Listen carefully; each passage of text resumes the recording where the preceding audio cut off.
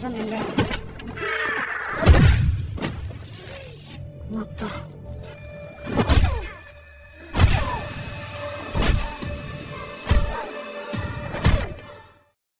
Kisah ini dimulai dengan sidang pengadilan dan putusan hakim. Ada kasus seorang wanita yang dipukuli tanpa ampun hingga tewas oleh seorang preman di depan putranya bernama Kim Jeong.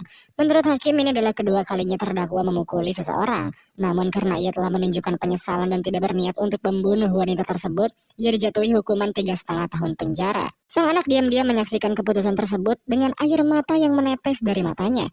Ia masih ingat dengan jelas melihat ibunya dipukuli sampai mati. Ia mengangkat kepalanya dan menatap mata sang terdakwa, yang justru malah mengejeknya saat polisi menyeretnya pergi. 12 tahun berlalu, terdakwa yang bernama Choi Sung-so itu ternyata masih saja menjadi seorang berandalan. Ia mengikuti seorang sopir bus dan hampir memukulinya sampai mati karena melaporkannya ke polisi di masa lalu. Para penumpang menyaksikan dengan kaget saat ia merusak kamera CCTV dan turun dari bus.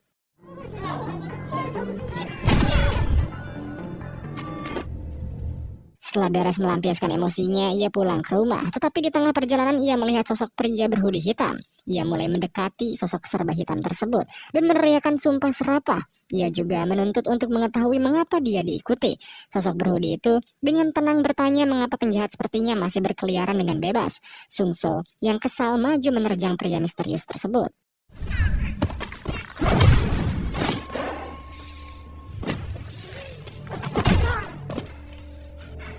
Namun Sung-so tak dapat memberi perlawanan berarti dan berakhir babak belur. Cahaya menyoroti sosok berhoodie itu saat ia memukuli Sung-so, dan kita mengetahui bahwa ia adalah Jeong, putra dari wanita yang dipukuli hingga tewas 12 tahun yang lalu.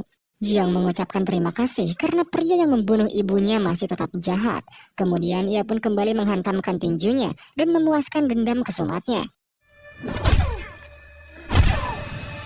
Setelah itu, Jeong dengan tenang berjalan pulang dan menatap kosong ke depan ketika ia sampai di rumah. Melihat dari sikapnya, Jeong tidak menyesal. Dan yang masih menjadi misteri adalah apakah ia berakhir membunuh Sung-so.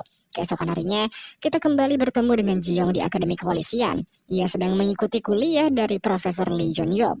Jeong tampaknya merupakan seorang murid yang teladan. Selain dari bidang akademik, terlihat bahwa Jeong juga merupakan petarung yang ulung dan bahkan dianggap sudah bisa bertugas di lapangan menurut master bela diri yang melatih akademi mereka. Setelah itu Jeong dekat dengan dua orang temannya, salah satunya bernama Min Sun-woo. Di akhir pekan mereka pulang ke rumah dan keduanya mencoba merekrut Jeong untuk pergi clubbing bersama mereka.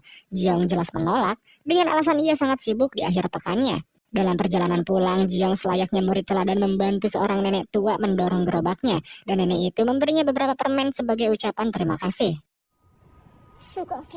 잘 먹겠습니다. Sesampainya di rumah, ia menonton berita tentang seorang pria bernama Kim yang masuk ke rumah orang sembarangan dan mengamuk saat ia diminta pergi. Amukannya itu menyebabkan pemilik rumah harus dirawat selama 18 tahun. Sayangnya, pengadilan memutuskan untuk memenangkan Kim dan menolak surat penangkapan yang dikeluarkan oleh polisi. Keputusan ini memicu kecaman keras dari warga dan Jeong melihat lebih jauh ke dalam kasus ini. Setelah mengetahui lebih banyak tentang kasus ini dan riwayat kriminal Tuan Kim, ia menuju ke rumah korban.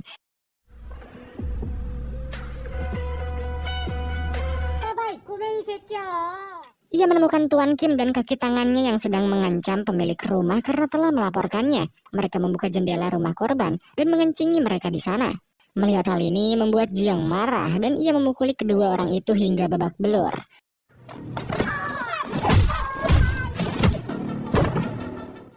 Sepanjang akhir pekan, Jeong tetap sibuk menyerang para penjahat yang dibiarkan bebas oleh pengadilan. Bahkan ia menghadapi seorang dokter pemerkosa dan memberinya ultimatum untuk berhenti dari dunia kedokteran dan berubah.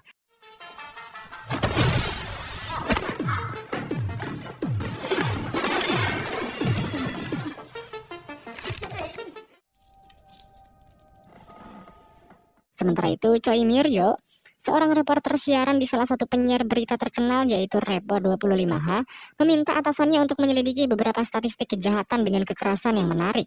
Myeoryo memperhatikan bahwa tampaknya ada seseorang yang main hakim sendiri dan menyerang penjahat yang lolos dari hukuman karena putusan pengadilan yang tidak masuk akal. Ia meminta untuk mengikuti kasus ini dan membuat cerita tentangnya. Pada awalnya bosnya ragu-ragu, tetapi Myeoryo mengancam akan membawa berita ini ke stasiun penyiaran lain. Setelah mendapat persetujuan atasannya, ia segera mulai bekerja dan menamai proyek itu sebagai vigilante. Di Akademi Kepolisian, Seon-wook, Ji-young, dan satu teman mereka yang lain berdebat tentang pekerjaan rumah mereka. Profesor Jun meminta mereka untuk mendiskusikan mengapa sebagian besar kasus pembunuhan dingin tidak terpecahkan dan apakah ada hubungannya dengan reformasi. Ji-young berpendapat bahwa para penjahat akan melakukan kejahatan, tetapi bukan tugas polisi untuk membalasnya, bahkan setelah pengadilan memberikan keputusan yang tidak masuk akal. Mereka terkejut karena Ji-young tidak berpihak pada para korban. Kemudian ketiganya makan siang dan menonton berita tentang Tuan Kim yang dipukuli oleh orang yang main hakim sendiri. Tuan Kim meminta bantuan polisi untuk menemukan orang yang memukulinya.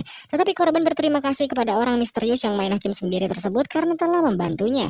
Seon-wook mengatakan bahwa dia senang dengan tindakan main hakim sendiri karena ia adalah pahlawan di balik bayangan. Young tidak berkata apa-apa dan mencoba menyembunyikan tangannya karena ia mengalami memar saat memukuli Kim.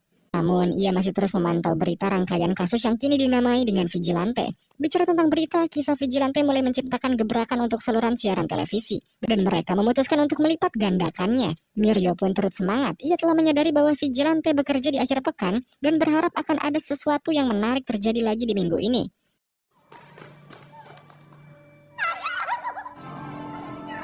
Sayangnya tidak ada sesuatu yang menarik yang terjadi karena target yang diincar oleh Ji-young ternyata menyesal dan ingin bertobat. Miryo meyakinkan atasannya untuk mengangkat kembali berita tentang kasus lama yang dikenal sebagai kasus Siun. Ia bersikeras agar mereka mengungkap identitas pelakunya dan beralasan jika sudah tugas media untuk mencegah kerusakan sekunder. Ia berharap dengan dibukanya kasus ini menjadi umpan untuk sosok vigilante. Kembali menyoroti Ji-young, ia yang tengah belajar mendapati notifikasi kalau siaran Repo 25H tengah mulai. Mereka memberikan deskripsi seorang pria bernama Jong yang menyerang seorang siswi bernama Sion di taman dan memperkosanya. Ia kemudian mengaku gila sementara dan hanya dijatuhi hukuman 7 tahun saja. Sementara korban menderita stigma dan depresi berat akibat kasus tersebut dan bahkan dipaksa untuk mengganti namanya.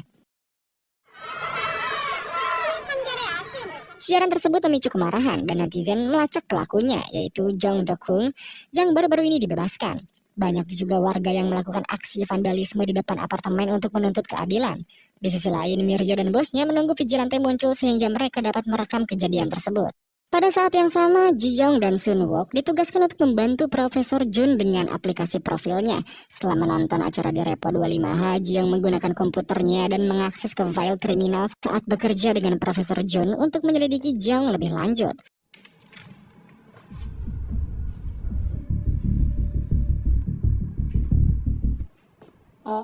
Profesor Jun datang tiba-tiba. Jong refleks cepat kilat mengganti aplikasinya. Tampaknya Profesor Jun tidak menyadari niat Ji-young dan menganggapnya hanya bekerja keras.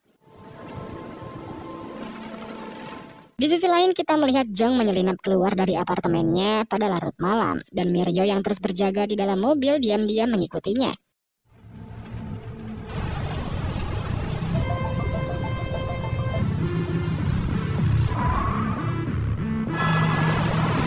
Jong pergi ke sebuah pelabuhan, namun sayang Miryo kehilangan jejak karena mobil yang digunakan Jong banyak yang serupa.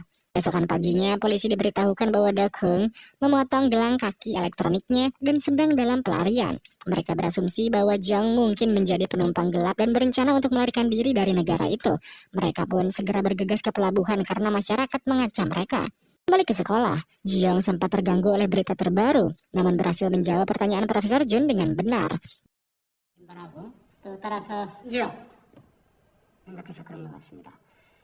Pelabuhan, Miryo kesal karena polisi mungkin akan mengambil semua pujian jika mereka menangkap Jong sebelum vigilante menghukumnya.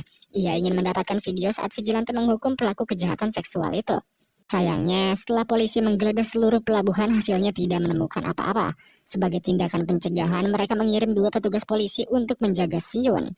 Sayangnya, karena kekurangan tenaga polisi di TKP, suatu petugas dipanggil kembali ke pelabuhan dan hanya 1 petugas saja yang berjaga di kediaman Siun. Dalam perjalanan keluar apartemen sebelum pergi ke pelabuhan, salah satu petugas tersebut melihat seorang pengantar barang dan memeriksa untuk memastikan bahwa ia bukanlah Jeong.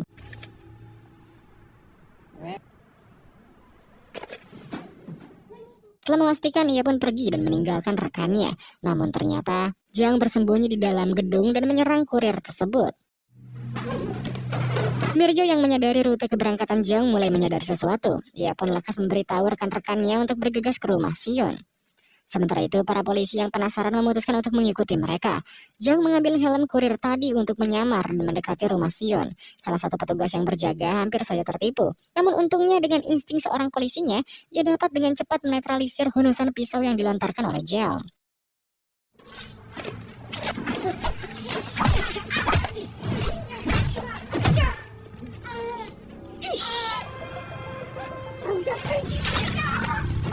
Sion yang membuka pintu untuk memeriksa penyebab keributan di luar terkejut saat melihat Jeong. Petugas tersebut memintanya untuk menyelamatkan diri saat ia mencoba melawan Jeong. Karena petugas tersebut sudah lemah, ia tidak dapat menahan Jeong yang pergi mengejar Sion.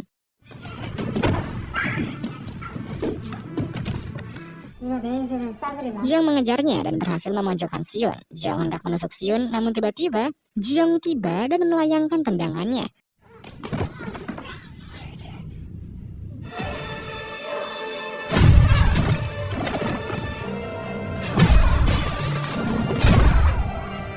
Setelah itu, Jeong diam-diam meninggalkan tempat kejadian dan hampir tertabrak oleh Miryo yang sedang dalam perjalanan ke TKP.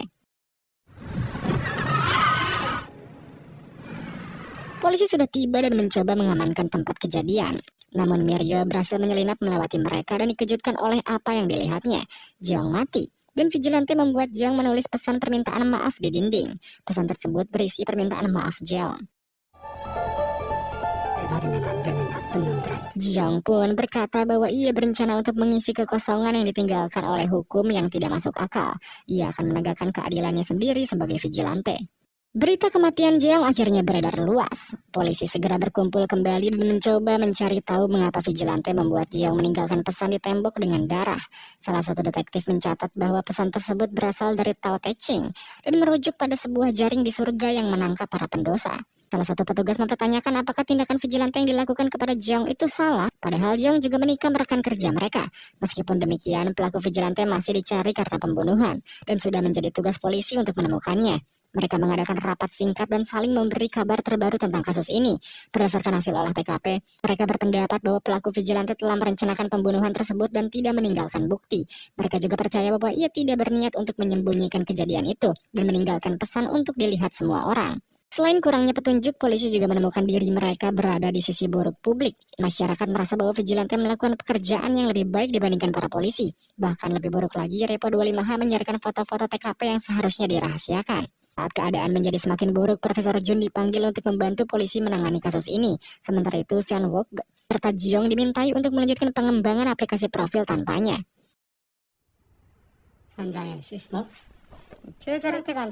Seon Wook mencoba untuk memberikan pendapatnya tentang vigilante, tetapi Profesor Jun memperingatkannya untuk tetap bersikap profesional saja.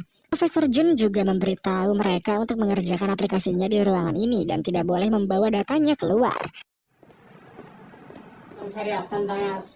Setelah itu, Profesor Jun bertemu dengan detektif yang bertanggung jawab atas kasus ini dan mengunjungi TKP. Saat berada di sana, seorang murid protes pada polisi karena mencoba menangkap vigilante. Sedangkan di mata mereka, justru vigilante merupakan seorang penyelamat. Di sisi lain, Repo 25H sedang dilanda kebisingan karena dualitas publik. Di sisi lain, ada yang memuji tindakan mereka dalam menunjukkan keadilan vigilante. Sementara di sisi lainnya, ada yang mengkritik mereka karena menganggap vigilante seorang penjahat dan sengaja membuat kisahnya terlihat menarik. Namun Miryo berniat untuk mengikuti cerita ini sampai akhir. Ia mengklaim bahwa media sejatinya mendapatkan kekuatan dari rating dan jumlah penonton yang tinggi.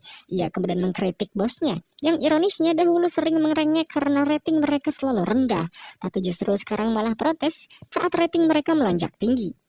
Miryo bersikeras bahwa sudah menjadi peran mereka untuk menjadi promotor vigilante dan mengusung konsep kejahatan. Kemudian ia memilih 3 pelaku kasus untuk ditayangkan dengan harapan dapat mengetahui preferensi para pelaku vigilante dan sekaligus mengalihkan perhatian polisi.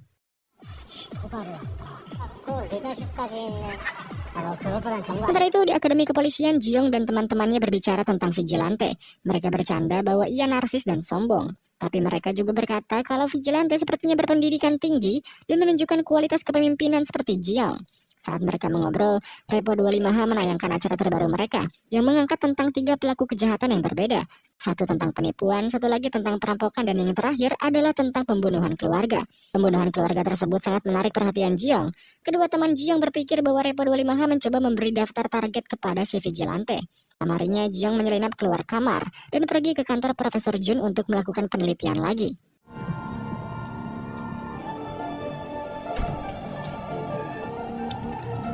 Jiong mencari tahu tentang kasus pembunuhan keluarga dan mengetahui bahwa pada bulan Juli 2018, seorang pria masuk ke rumah mantan bosnya dan membunuh ibu dan 2 anaknya. Pelakunya bernama Seo, dan setelah pembunuhan itu, ia justru malah berpesta dan mengunggah foto-foto di sosmed seolah-olah tidak ada yang terjadi. Ia dijatuhi hukuman ringan dan kembali berpesta sepanjang malam.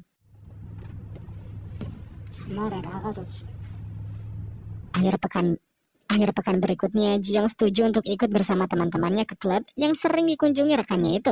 Ia berpura-pura ikut party, padahal tujuan utamanya adalah Seo.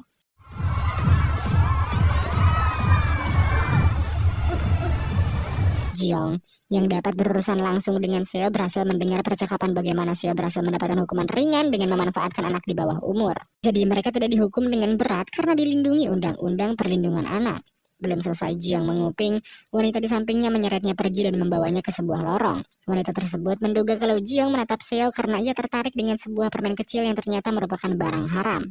Ternyata Seo juga seorang pengedar narkoba kecil dan menjalankan bisnisnya di klub, dan ia hanya menjual narkoba kepada mahasiswa internasional saja. Setelahnya, wanita cantik itu memasukkan permen tersebut ke mulutnya, kemudian tiba-tiba mencium Jiong dan mentransfer benda tersebut dari mulut ke mulut. Jiong pun secara tidak sengaja nge-fly, akhirnya ia hilang kesadaran dan mendapati dirinya berada di rumah keesokan harinya dalam keadaan hampir tidak ingat apa yang terjadi.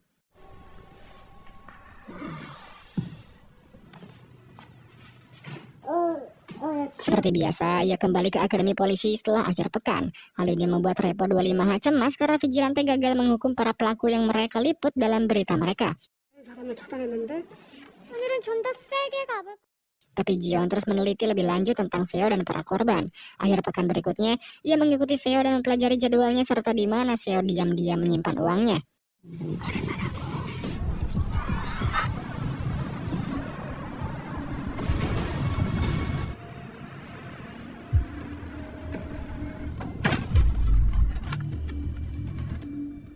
Jiong memberi Seo kesempatan untuk bertobat dengan meninggalkan nomor detektif narkotika dari Busan di kaca depan mobil Seo. Tetapi Seo mulai paranoid dan meminta temannya bernama Sung Yeol untuk memeriksa nomor tersebut untuknya. Sung Yeol menelpon nomor itu dan memberitahukan bahwa nomor tersebut adalah milik agen BNN di Busan.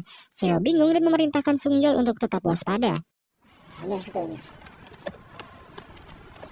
Kemudian Seo tetap melanjutkan transaksi narkotikanya seperti biasa, tetapi ia terus dibayang-bayangi oleh orang yang secara rahasia mengawasinya.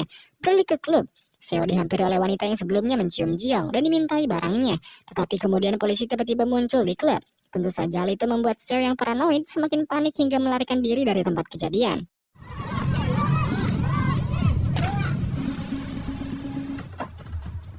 Ia bergegas ke rumahnya dan mencoba mengambil simpanan uang rahasianya. Sayangnya kamarnya sudah dibobol dan uangnya pun hilang. Tapi tak lama setelahnya Jiong muncul beserta uang Seo. Jiong berkata bahwa ia akan membakar uang-uang tersebut.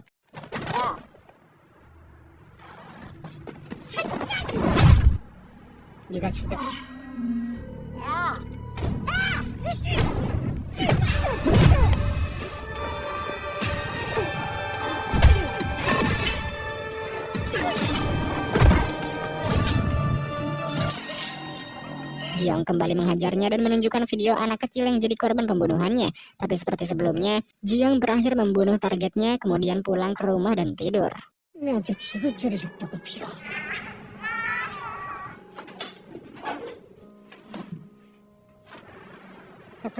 Keesokan paginya, polisi dipanggil ke tempat kejadian dan dengan cepat bergerak untuk mengamankan lokasi. Kepala polisi pun mengadakan siaran pers, meyakinkan publik bahwa mereka tidak akan memaafkan kejahatan dengan kekerasan dan akan melakukan investigasi terhadap tindakan vigilante. Namun sebagian besar masyarakat mendukung tindakan vigilante dan menentang penyelidikan tersebut. Pada saat yang sama, media mengadakan acara yang berbeda yang membahas moralitas vigilante. Bahkan para reporter pun memiliki perasaan yang campur aduk mengenai masalah vigilante. Sementara itu, Jiong menonton berita dan mendengarkan kedua sisi argumen.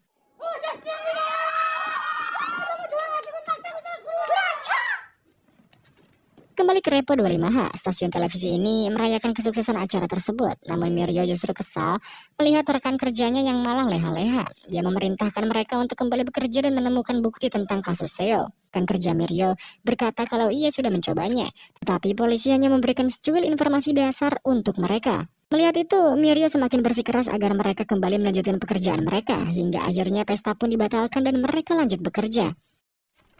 juga 그리고 소나기잖아. 촬영팀은 나 따라오고.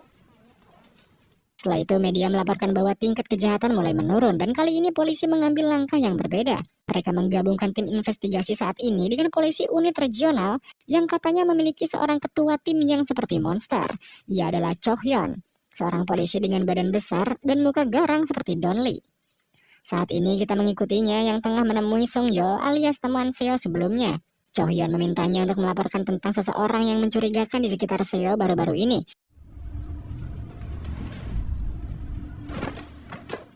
진짜 이번 달 안에 꼭 갚겠습니다. 시발 짭새 새끼야.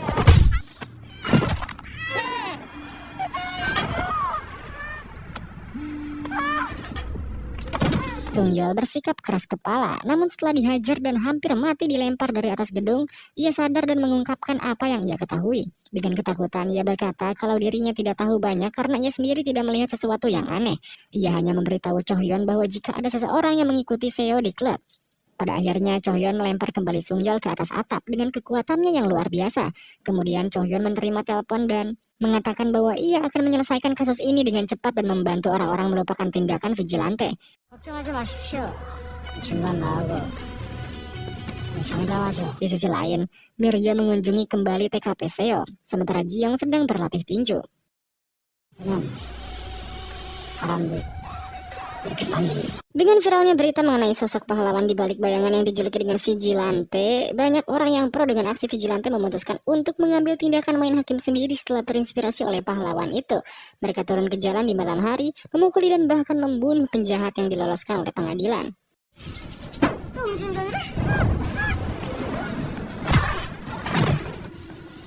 우리가 하는 거니까 법이 뭔데 피해자는 Media melaporkan tentang vigilante dan diskusi hangat terjadi di berbagai acara bincang-bincang. Seperti yang diharapkan, beberapa orang membela tindakan vigilante, sementara yang lain mengutuk tindakan kekerasan ini. Sementara itu, Jiyoung dan teman-temannya menonton berita tersebut, dan Seon Wook terkejut karena Jiyoung setuju dengan pendapatnya yang membela vigilante. Biasanya mereka berada di pihak yang berlawanan, tetapi kali ini mereka setuju bahwa sistem peradilan gagal melindungi para korban kejahatan. Sementara itu, di tempat lain, polisi harus berhadapan dengan kemarahan publik dan para peniru vigilante. Seperti yang diharapkan, Cho Hyun menangani kasus ini dan bersikeras untuk menangkap pelaku vigilante yang sebenarnya. Sejauh ini timnya tidak memiliki petunjuk baru dan tampaknya para penjahat lebih takut pada vigilante daripada aksi polisi. Sementara itu, Miryo terus mencari kasus-kasus baru untuk diliput dan menjadi umpan bagi vigilante. Saat ini, ia tertarik pada pembebasan seorang supir truk yang dengan dinginnya menabrak seorang kurir pengantar barang. Sopir truk tersebut hanya dipenjara selama 1 tahun 2 bulan. Tetapi sial baginya, Jiyoung sudah mengetahui kasus tersebut. Ia telah menggunakan aksesnya ke file profil Profesor John untuk memilih target barunya. Bahkan ia juga bisa menonton rekaman CCTV dari kejahatan tersebut. Terlihat seorang kurir yang tengah membawa barang sembari menyeberang, sampai tiba-tiba sebuah truk melaju dan melindasnya. Si pengendara turun dan menghampiri korban yang masih bernapas dan minta tolong. Tetapi bukan ditolong, pengendara tersebut malah melindasnya lagi supaya dia benar-benar mati. Ironisnya, hal seperti ini kerap terjadi juga di negeri kita, karena pelaku tak ingin membiayai korban yang cacat seumur hidup, jadi mereka memilih untuk membunuh korbannya agar mereka hanya perlu menanggung biaya kematian si korban saja.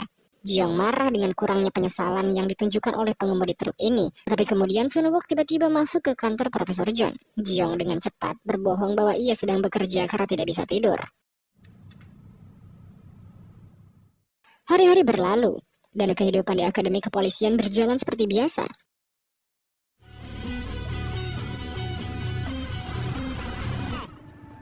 Di akhir pekan, Jiyoung membuntuti sopir truk yang baru saja dibebaskan dan mendengar percakapannya dengan ibu korban. Sopir truk itu tidak menyesal dan berpikir bahwa ia telah membayar semua hukumannya. Ia justru menuduh ibu korban yang ingin memerasnya. Jiyoung dengan amarah yang hampir meledak tetap menahan diri dan mengikuti sopir truk tersebut.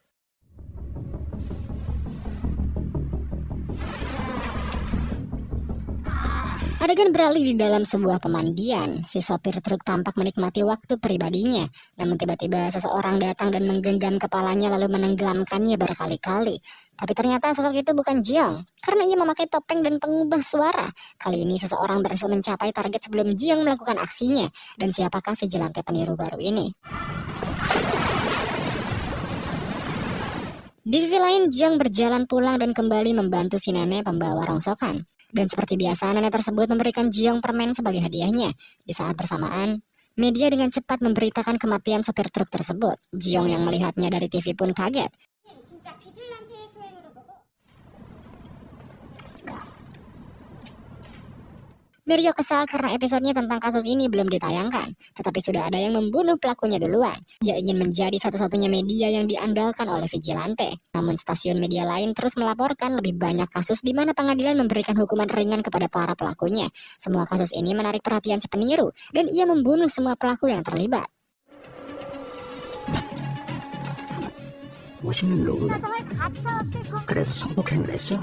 Kembali menyoroti Jiong. Jiong sedang membaca bukunya yang membahas tentang psikologi peniru, dan di situ tertera bahwa peniru biasanya merupakan seseorang yang berada di sekitar kita. Setelah ini, para siswa di akademi sedang ramai karena si vigilante palsu menyiarkan sebuah broadcast. Dalam broadcast tersebut, ia menyatakan bahwa dirinya mengakui vigilante sebagai sebuah kejahatan, namun tidak mau berhenti karena ia melakukan semua ini bukan karena hukum, tapi murni karena empati. Jiong yang saat itu ikut menonton dengan cepat berkata bahwa vigilante itu palsu karena dalam videonya ia menyebut dirinya sebagai kami, bukan aku. Ini berarti ia mengakui kalau ia tidak bertindak sendiri, sementara Jiong dari awal selalu melancarkan aksinya sendirian. Sekali lagi Sun Wook setuju. Pada saat yang sama, polisi juga mencatat bahwa pembunuhan yang terjadi baru-baru ini adalah ulah dari seorang peniru yang sudah mahir.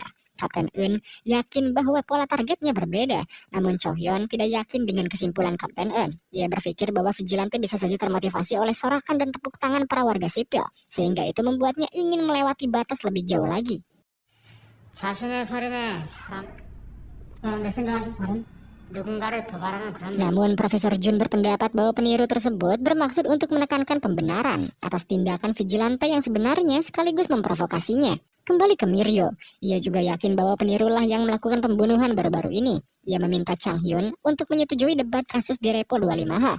Ia berharap dapat menjadikan stasiunnya sebagai satu-satunya penyampai pesan yang menyampaikan keinginan vigilante yang sebenarnya.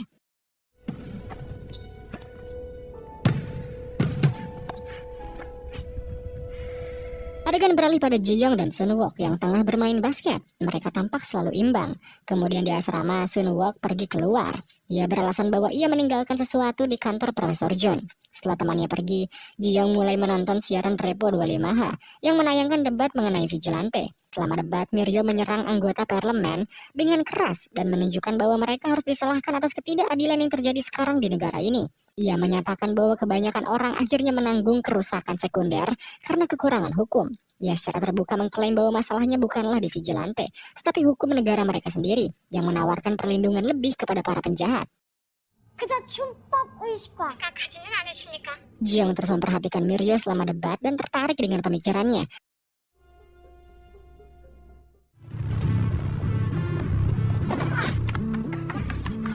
Tak lama kemudian, polisi menangkap salah satu peniru. Namun Cho Hyun kecewa karena pria itu bukanlah yang asli.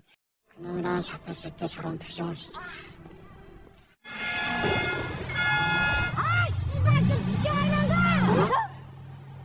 Kemudian si nenek yang selalu bersikap baik pada Jiyoung dan memberi permen terlibat dalam kecelakaan. Seorang pengemudi yang marah dan memiliki ego yang tinggi dengan sengaja menabraknya dengan mobil karena si nenek yang berjalan lambat. Salah satu orang yang lewat mencoba menolongnya dan menghajar si pelaku. Tetapi kemudian polisi memintanya untuk ikut dengan mereka ke kantor polisi karena ia telah menghajar si penabrak. 이걸 저렇게 때리면 어떡합니까? 그게 말이 됩니까?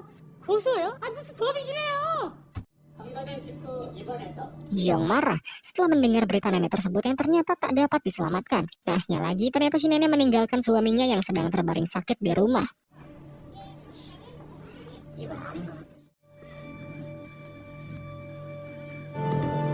Sekali lagi, seluruh situasi ini membuatnya kesal. Begitu akhir pekan tiba, Sun Wook dan Jiyoung menolak untuk pergi berpesta dengan Hwang Jun. Jiong pulang ke rumah dan menyaksikan kakak dari pria yang menabrak wanita tua itu sedang menggedor kediaman si nenek, meminta untuk berdamai dan memberikan kompensasi agar adiknya tidak terjerumus dalam masalah yang lebih besar. 합의 좀 하자고요. 시원하게 2천 드릴 테니까. Hal ini memicu kemarahannya dan ia kemudian menyerang kakak pelaku tersebut. Perlu diingat bahwa kedua bersaudara ini adalah penjahat kelas teri dan anggota geng. Dan sang kakak adalah ketuanya. Ia mengurus masalah saat adiknya memulihkan diri di rumah sakit. Sementara itu, Mirio menganggap ini sebagai kesempatan emas mendapatkan klip dari vigilante yang menyerang pelakunya di rumah sakit. Ia dan timnya berencana untuk memonitor semua sisi rumah sakit dan menunggu si vigilante muncul. 타겟이 되게 좋은 놈이었어요. Polisi juga berpikir bahwa ini adalah kesempatan mereka untuk menangkap vigilante yang sebenarnya dan mengamankan rumah sakit. Sekali lagi kita diperlihatkan kekuatan dari Cho Hyun yang dengan mudahnya mengangkat mobil untuk meluruskan posisinya.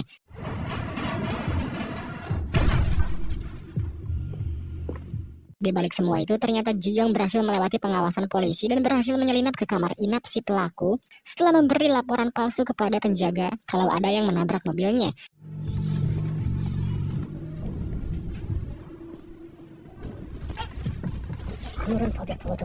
Ji-young langsung mengancam dan memperingatkan pembunuh si nenek untuk bertobat dan meminta hukuman maksimal atas kejahatannya. Ia pun meminta agar si pelaku mendiskusikan ini dengan kakaknya supaya tahu apa yang harus ia lakukan selanjutnya.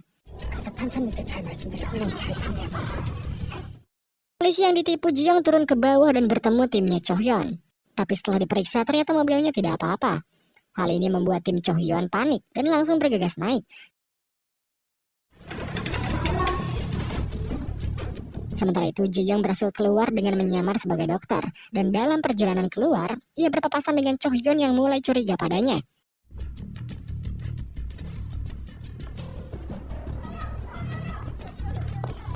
Begitu si pelaku membunyikan alarm, Cho Hyun menyadari bahwa ia baru saja melihat vigilante dan mulai mengejarnya.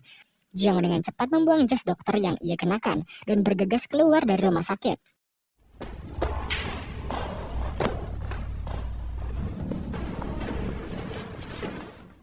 Pada saat yang sama, si vigilante palsu ternyata ikut andil dan mengawasi Ji-young sejak awal. Dan saat si Ji-young sudah lepas dari kejaran, tiba-tiba si pelaku tersebut jatuh keluar dari kamarnya dan mendarat di atas mobil, dalam keadaan mati tentunya. Mirio mendapatkan klip pria itu jatuh dari jendela kamar rumah sakitnya.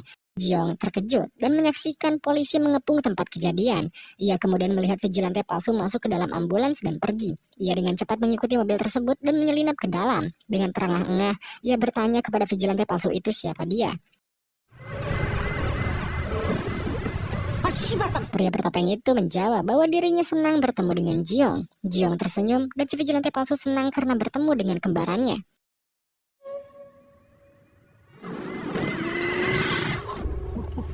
Cho Hyun yang sedang di rumah sakit mencoba mencari tahu apa yang terjadi pada pembunuh si nenek Ji-young.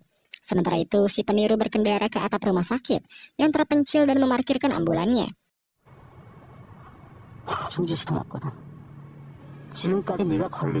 Si peniru sangat bersemangat dan mengatakan banyak hal.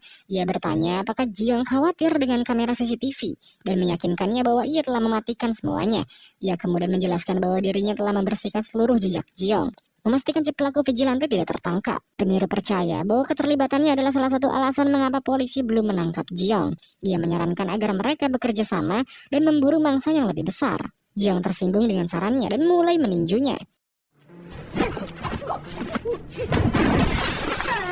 잠깐만 이거 모르겠어? 네 쌩이 단적할 것 같지? 정말 더 큰 사냥감을 잡으러 가자. Peniru dengan cepat menjelaskan. Ia mengatakan bahwa ia adalah seorang penggemar dan tidak bermaksud jahat. Namun Ji-young merasa pria itu tidak memiliki aturan dan tidak disiplin. Untuk membuktikan maksudnya, ia mempertanyakan mengapa peniru itu membunuh si penabrak nenek-nenek. Ia mengatakan bahwa peniru itu menodai niatnya untuk melakukan apa yang tidak bisa dilakukan oleh hukum.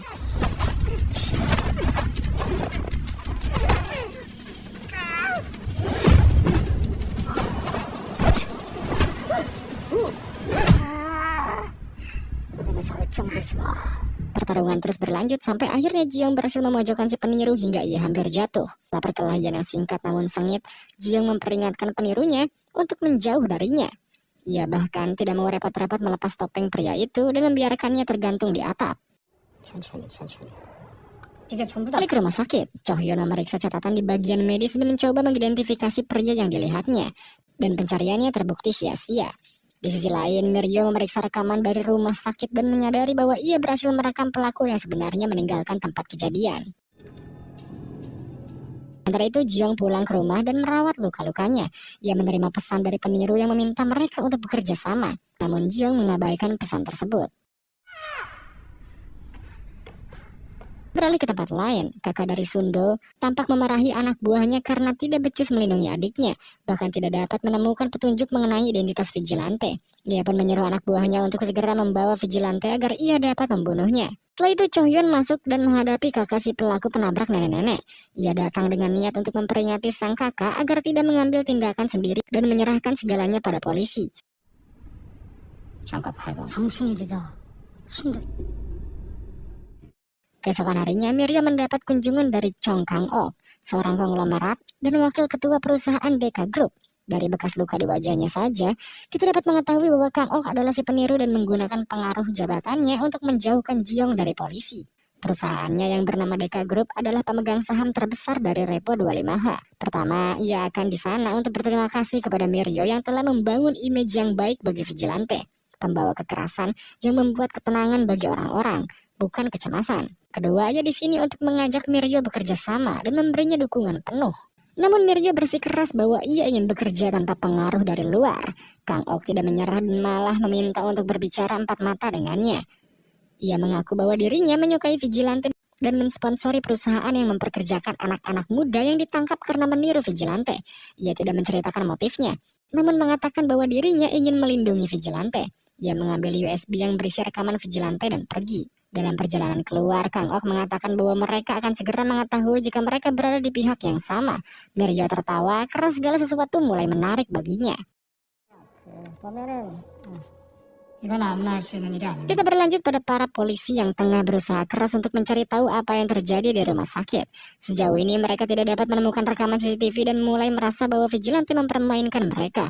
Chohyun mulai mencari tahu kemungkinan bahwa vigilante adalah seorang polisi. Mengingat modus si vigilante, sepertinya ia tahu arah penyelidikan polisi. Tim memutuskan untuk meminta bantuan Profesor Jun untuk mencari tahu lebih lanjut. Chohyun menawarkan diri untuk mengunjungi profesor secara pribadi di Akademi Kepolisian dan mendiskusikan teori baru dengannya. 상대는 거의 안 죽었겠다. Seperti sudah ditakdirkan, ia pergi ke sekolah dan secara kebetulan bertemu dengan Jeong. Sekarang Chohyun adalah seorang detektif berpengalaman, dan dengan insting yang murni, ia langsung mengenali postur tubuh Jeong yang memang lumayan mencolok. Namun ia tidak serta-merta bertindak berdasarkan firasatnya. Ia bertemu dengan Profesor Jun dan berbicara tentang kemungkinan kalau vigilante adalah anggota kepolisian. Chohyun meminta tolong untuk melihat informasi para siswa. Tentu saja Profesor menolaknya. 만약에 말입니다.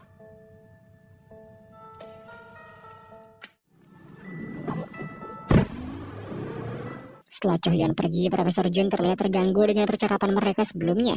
Sebaliknya, Miryo mulai menyelidiki perusahaan pro-vigilante dan menemukan subsidi yang berbeda. Sewell Future Research yang dipimpin oleh Kim Samdo. Samdo adalah orang yang bermasalah namun berhasil menghindari penjara berkat kurangnya bukti dalam kasus yang menimpanya. Miryo memutuskan untuk menghubungi jurnalis yang sedang meliput Samdo. 특종 사건. 아까 그 비질란테 광수대 침. Kemudian kita beralih ke Akademi Polisian. Wang Jun memberitahu Jeong dan Sen Wook bahwa Chohyun adalah detektif kasus vigilante yang terkenal. Wang Jun mengira sang detektif semakin dekat dengan vigilante dan merasa senang.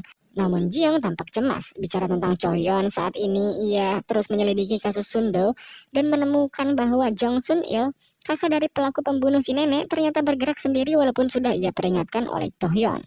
Chohyun mengunjungi markas Sun-il. Tanpa babi bu, ia langsung menghajar antek-anteknya. Chohyun terus menerobos masuk dan dikeroyok, tetapi ia sama sekali tak tergoyahkan dan menghajar habis anak buah Sun-il. 내가 너한테 반말을 하겠습니다.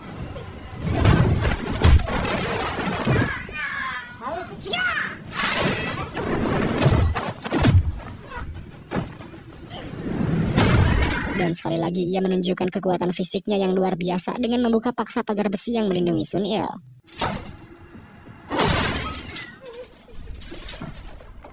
Sekali lagi Chohyun menegaskan bahwa mereka harus berhenti mengacaukan kasus ini dan menyerahkan semuanya kepada polisi.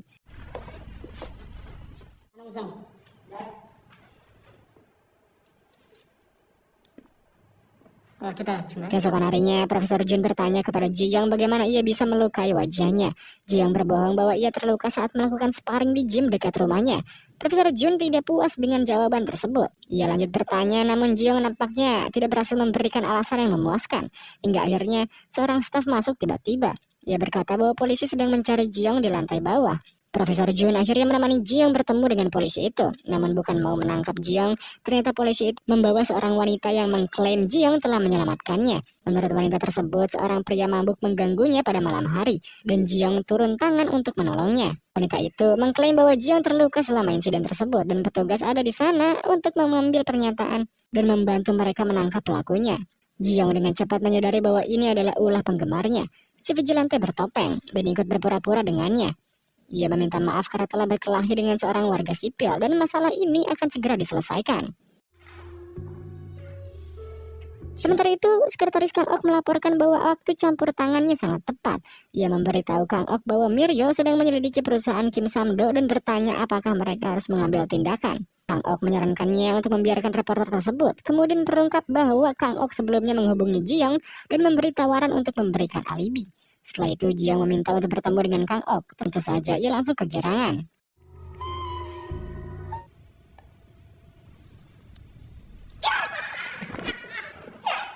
Tempat lain, Miryo bertemu dengan Dae-seok, rekannya yang seorang jurnalis, untuk mendapatkan lebih banyak informasi mengenai aktivitas Seoul Future Research. Ternyata perusahaan ini bergerak di bidang impor bahan baku, pengembangan game, impor peralatan olahraga, dan hiburan. Namun ini hanyalah sebuah kedok belaka. Mereka sebenarnya menjalankan situs perjudian ilegal terbesar di Korea.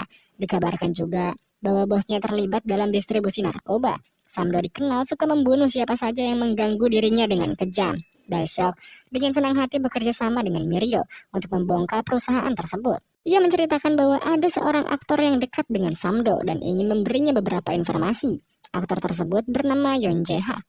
Ia tiba-tiba menghubunginya dan meminta untuk bertemu. Ia juga mengatakan bahwa ia memiliki informasi tentang Seoul.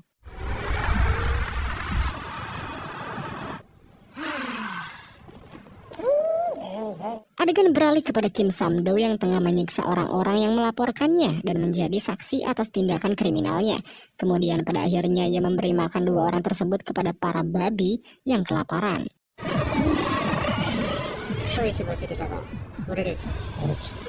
Ia juga diberitahu tentang penyelidikan Miryo terhadap dirinya. Keesokan harinya, Miryo dan Moon Dae-seok mengunjungi kediaman aktor yang hendak menjadi saksi. Mereka khawatir karena ia tidak mengangkat teleponnya dan memutuskan untuk masuk ke dalam rumahnya. Namun naasnya, mereka menemukan sang aktor dalam keadaan tergantung di atap rumahnya.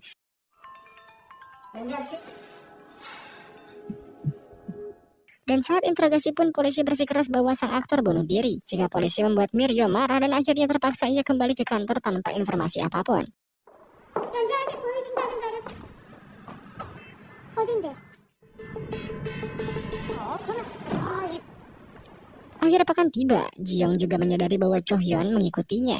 Beruntung Kang Ok mengirim wanita yang memberikan alibi kepada Ji Young untuk menemuinya di stasiun bus. Melihat Cho Hyun yang semakin mendekat, Ji Young izin ke toilet dan dengan berani memperkenalkan dirinya kepada sang detektif.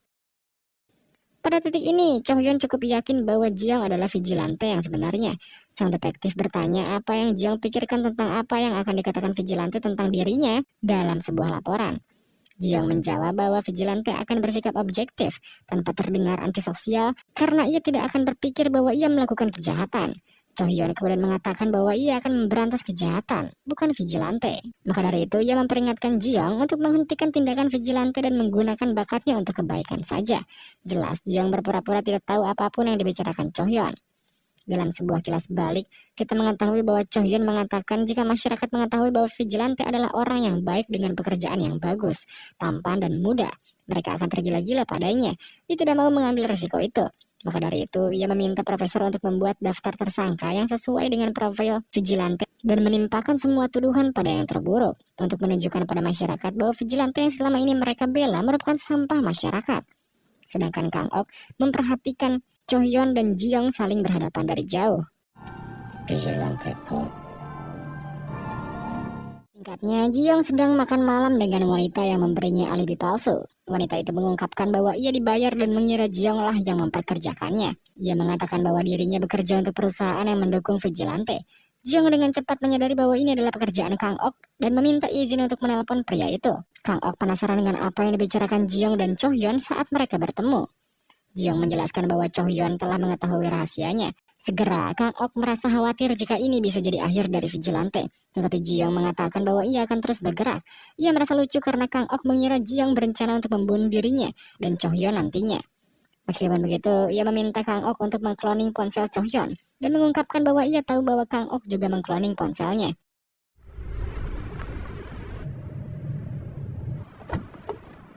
Sementara itu, Miryo dan Daesok terus mencari petunjuk baru. Mereka menemukan sebuah geng tua yang dikelola oleh Sewol dan menemukan bukti perdagangan koin kripto QQ ilegal. Mereka mulai mengambil foto dan melihat-lihat.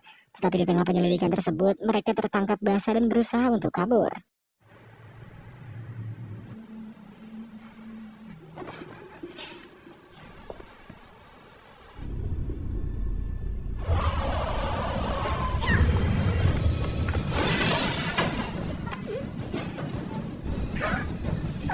Sayangnya, Daesok harus mengorbankan nyawanya untuk memberi Miryo kesempatan melarikan diri dan mencari bantuan.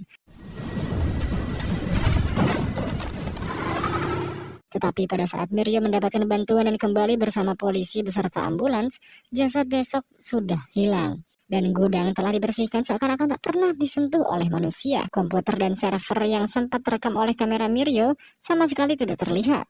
Pada akhirnya Miryo hanya bisa diam tertegun sembari berusaha memproses apa yang telah terjadi, dan para polisi pun akhirnya kembali.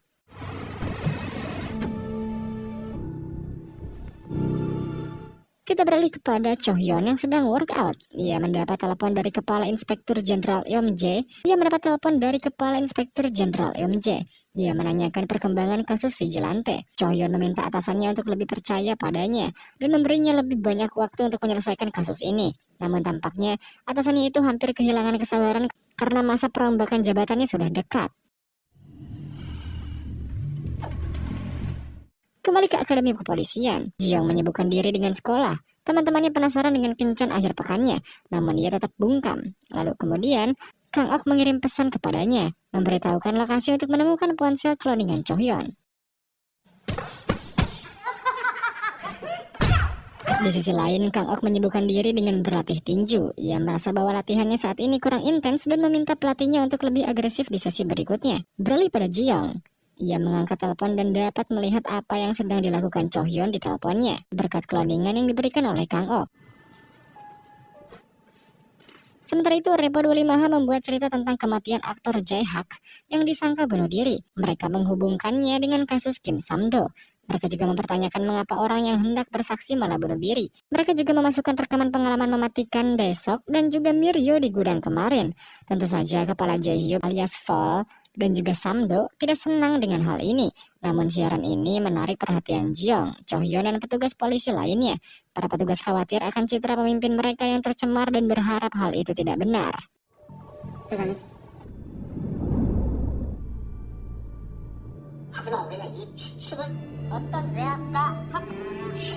Karena berita yang mengejutkan ini, Direktur Repo 25H marah dan meminta Chang Hyun untuk mengurus Miryo.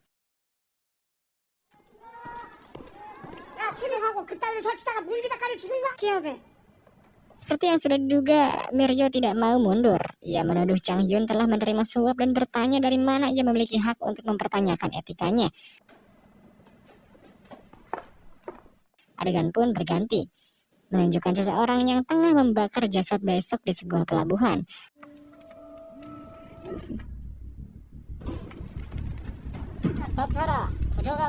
Sementara itu, seorang pria lain menunggu dalam persembunyian untuk menyerang Miryo di tempat parkir Repo 25H.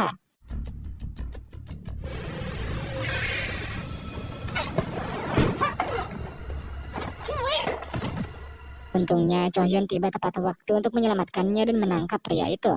Dia memperingatkan Miryo untuk berhenti memberi makan lebih banyak target kepada vigilante. Ia menunjukkan bahwa Miryo juga menjadikan dirinya sebagai target dan mungkin akan segera dibunuh.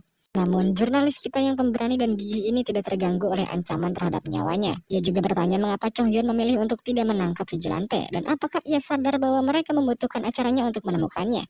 Cho Hyun bersikeras mengatakan bahwa vigilante akan segera ditemukan dan menuntutnya untuk mundur. 왜 최미래 이거 빨리 들어주셔야 돼. 최근 반년간 만난 모든 사람들 Kemudian Cho Hyun menanyai pelaku penyerangan yang bersikap sok keras. Namun setelah beberapa kali dihajar, pelaku itu menyerah dan memberikan Cho Hyun informasi tentang anggota gengnya. Pada akhirnya terungkap bahwa seseorang bernama Tuan Bang yang membunuh Daesok sekaligus pemimpin mereka. Ia adalah salah satu antek Samdo dan membantunya menjalankan bisnis ilegal. Tuan Bang bekerja sama dengan pembunuh bayaran lainnya untuk membersihkan masalah Samdo. Cho Hyun memutuskan untuk mengunjungi markas yang terakhir dikunjungi oleh si pelaku di sampingnya. Si pelaku sempat ragu dan menyarankan Cho Hyun untuk membawa lebih banyak personil, tetapi Cho Hyun tidak menggubrisnya. 사람을 짜서 죽인다고 했고 네가 가장 최근에 왔다.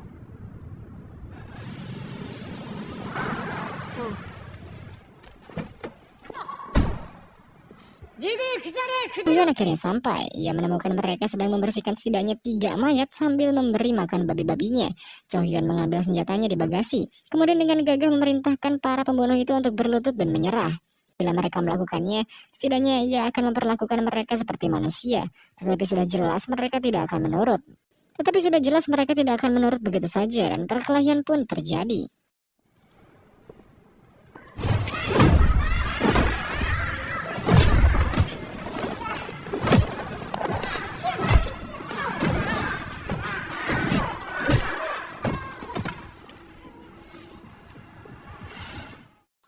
Cho Hyun dengan perisai dan senjatanya menghabisi semua anggota geng yang ada. Sayangnya Tuan Bang dan rekan-rekan dekatnya tidak berada di tempat. Polisi segera tiba dan menemukan Cho Hyun yang sedang duduk santai di sofa yang kemarin diolesi kotoran babi oleh Samdo.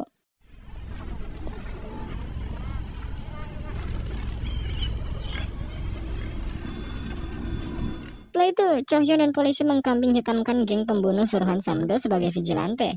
Media melaporkan bahwa beberapa anggota geng vigilante telah tertangkap di pabrik pembunuhan mereka. Menurut polisi, mereka menemukan DNA para korban vigilante di pabrik tersebut. Mereka berpendapat bahwa 2 orang yang ditangkap bekerja untuk perusahaan yang mensponsori kegiatan vigilante. Mereka lebih lanjut menjelaskan bahwa mereka menemukan rincian kasus-kasus vigilante di komputer dalam pabrik tersebut. Media dengan cepat mengajukan pertanyaan karena hal-hal yang tidak masuk akal. Mereka ingin tahu mengapa vigilante tiba-tiba mulai menyembunyikan mayat. Polisi berjanji untuk menyelidikinya lebih lanjut. Mencatat bahwa para tersangka membentuk organisasi vigilante dan dapat memilih untuk menyembunyikan atau menunjukkan mayat sesuai dengan keputusan masing-masing anggota. Pers bukanlah satu-satunya yang tidak percaya dengan cerita ini. Kang Ok dan Miryo sudah pasti menganggapnya tidak masuk akal. Jiyoung merasa tersinggung dan kepala Jae-hyub marah pada Cho Hyun karena tidak melapor terlebih dahulu sebelum mengekspos berita ini. Di sisi lain Samdo bingung, kenapa malah organisasinya yang dikaitkan dengan vigilante. Ia bertanya-tanya apakah kepala Jae-hyub sedang membersihkan kekacauannya karena pemilihan umum semakin dekat. Ia meminta anak buahnya untuk mengurus Cho Hyun dan kepala polisi. Sementara itu, Samdo terus menjaga penampilannya sebagai pengusaha dan menghadiri berbagai acara.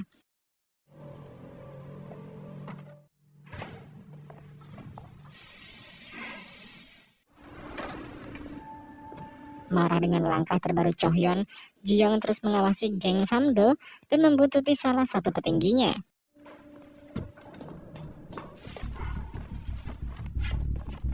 Bawahan Samdo itu tampak hendak mencicipi seorang wanita yang pingsan, tetapi sebelum ia mulai, Jiyoung menyergap dari belakang dan menyeretnya.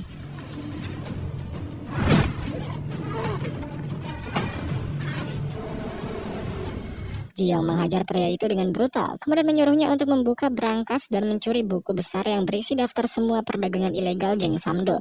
Sementara itu, di tempat lain, Miryo tengah dimarahi oleh Direktur Repo 25H atas tindakannya. Sang direktur pun menolak untuk mendengar alasan Miryo dan memutuskan untuk memecatnya. Tapi tak lama kemudian, salah satu pegawai masuk dan memberitahu mereka untuk melihat siaran TV. Media memberitakan tentang pembunuhan seorang pengguna narkoba yang suka memperkosa wanita. Dan ternyata kali ini, Jiyoung meninggalkan pesan kedua di dinding untuk membuktikan bahwa vigilante yang asli masih ada. Miryok yang baru saja dipecat senang dan bersorak. Kang Ok juga senang dengan langkah kuat partnernya dan dukungannya. Setelah mendengar bahwa salah satu anak buahnya telah dibunuh oleh vigilante dan buku besarnya telah hilang, Samdo memerintahkan anak buahnya untuk menghentikan segala aktivitas mereka dan membawa uang mereka kepadanya. Di selain kota, Cho Hyun melacak Ji-young dan menemukannya setelah pembunuhan yang baru saja terjadi. Ji-young masih dengan penampilan khasnya sembari melihat Cho Hyun di belakangnya. Ia langsung mencoba melarikan diri. Cho Hyun mungkin terlihat besar, tapi ternyata ia bisa berlari dengan cepat.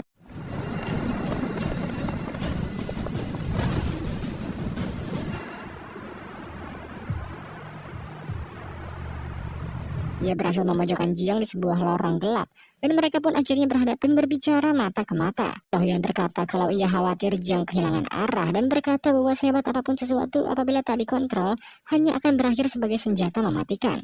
Ia minta Ji-young untuk ikut bersamanya, berjanji untuk membantunya menyempurnakan bakatnya dan menggunakannya untuk kebaikan yang lebih besar. Ji-young bertanya apakah Cho Hyun pernah merasakan sakitnya menjadi orang lemah dan mengalami ketidakadilan ketika hukum lebih melindungi para penjahat melainkan korban.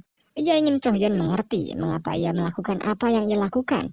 Cho Hyun berpendapat bahwa masalahnya adalah Ji-young merasa dirinya benar dan tidak mau mengakui bahwa ia perlahan-lahan menjadi seorang monster. Ia bertanya-tanya apakah Ji-young merasa bahwa menjadi seorang vigilante itu menyakitkan atau justru menyenangkan. Pertarungan sengit pun terjadi dan Ji-young ternyata dihajar hingga babak belur. 그런 인간은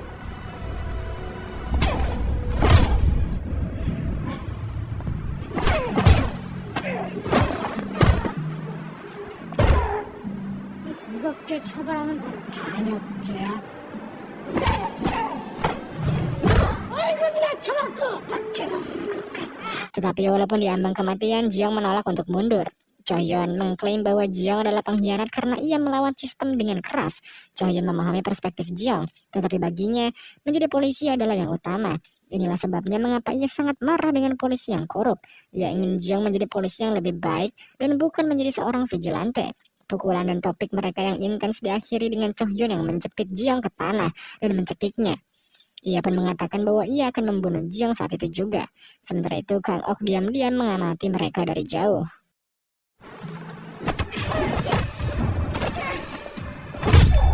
Saat itu Cho Hyun memberinya dua pilihan, mati sebagai vigilante pada saat itu juga atau bergabung dengan pasukan kepolisian dengan bekerja sama dengannya. Sambil berjuang untuk bernapas, Ji-young mengatakan bahwa ia tidak peduli apakah ia hidup atau mati. Ji-young merasa tidak akan rugi dan menjadi vigilante adalah panggilan sejatinya. Ia tidak akan menyerah, dan jika ia harus menjadi iblis untuk menghukum iblis lain, maka ia dengan senang hati akan melakukannya. Ia berjanji untuk mengikuti Cho Hyun hanya jika ia dapat membuktikan bahwa keadilan yang ia percayai benar-benar dapat ditegakkan. Jika tidak, ia akan menunjukkan kepadanya bahwa kegiatan ilegal sekalipun dapat menghancurkan kejahatan yang lebih besar. 이제 끝내.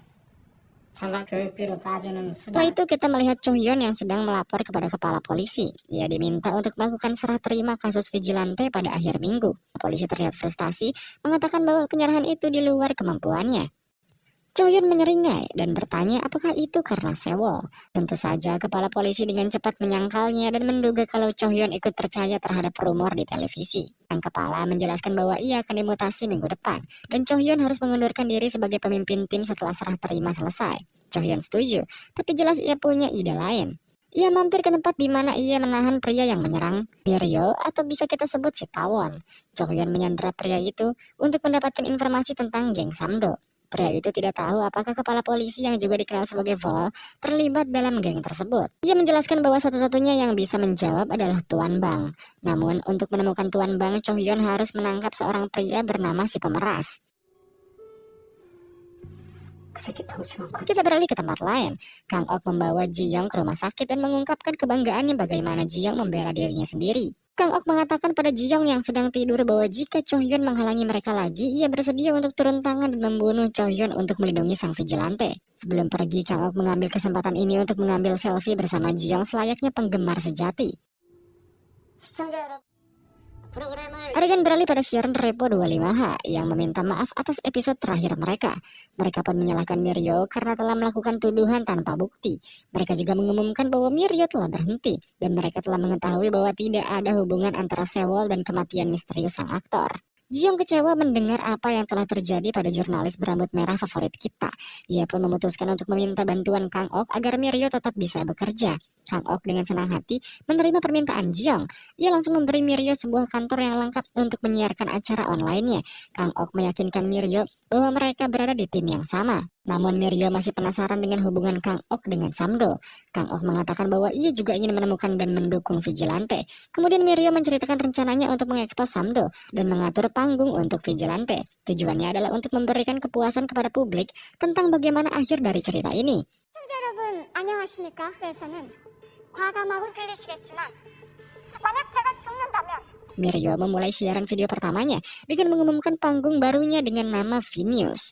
Ia menjelaskan bahwa dirinya masih mencari Samdo dan meyakinkan pemirsa bahwa ia tidak akan pernah bunuh diri. Jika ia akhirnya mati, itu berarti ia telah dibunuh. Miryo berpendapat mengenai Vigilante. Ia menyebutnya sebagai orang yang memperjuangkan keadilan dan mengungkapkan keinginannya untuk bergabung dalam perjuangan tersebut. Ia juga berkata bahwa semua orang yang memperjuangkan keadilan sejatinya adalah Vigilante. Seperti yang diharapkan, kembalinya Miryo memicu alarm dalam aliansi kecil Samdo dan kepala polisi kita yang korup. Sementara itu, Chohyun menemukan si pemeras dan membawanya kembali ke tempat rahasia di mana ia mengurung si Tawon.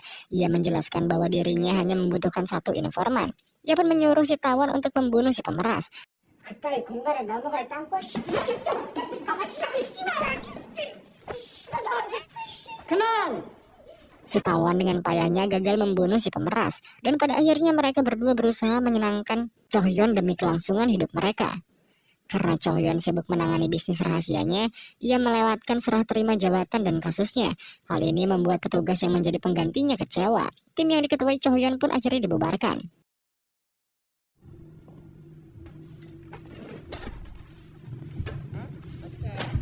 Di sisi lain kota, Ji-young kembali ke rumah setelah memulihkan diri dan melanjutkan penyelidikannya terhadap Samdo.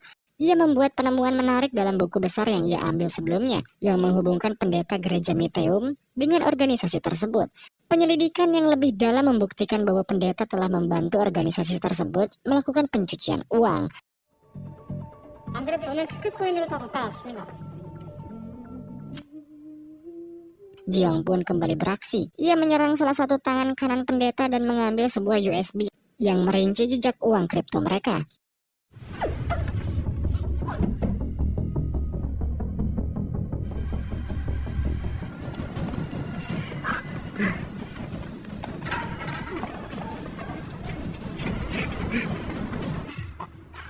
Beberapa saat kemudian, Jiong melihat si vigilante palsu sedang mengawasinya dari jendela. Jiong sontak langsung mengejarnya.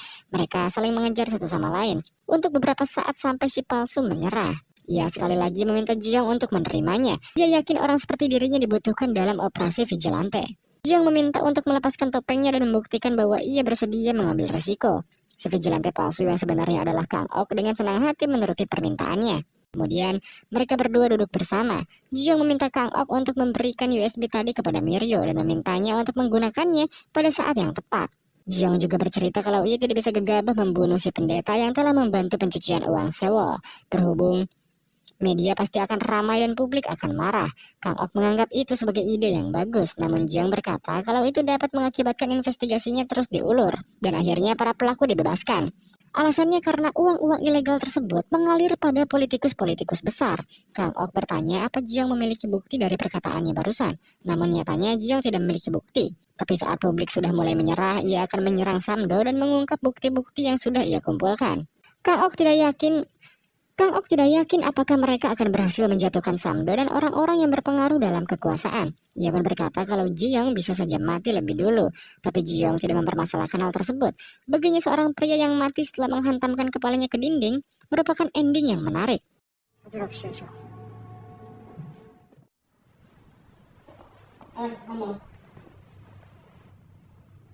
Keesokan harinya, Profesor Jun terkejut mendapati Nam Yong-il berada di kantornya. Yong-il adalah ketua tim baru untuk kasus vigilante. Ia penasaran dengan percakapan terakhir yang dilakukan Chohyun dan Profesor. Profesor menolak untuk berbicara banyak. Ia pun juga menjawab pertanyaannya dengan singkat. Kemudian Ji-young masuk dan menyela mereka.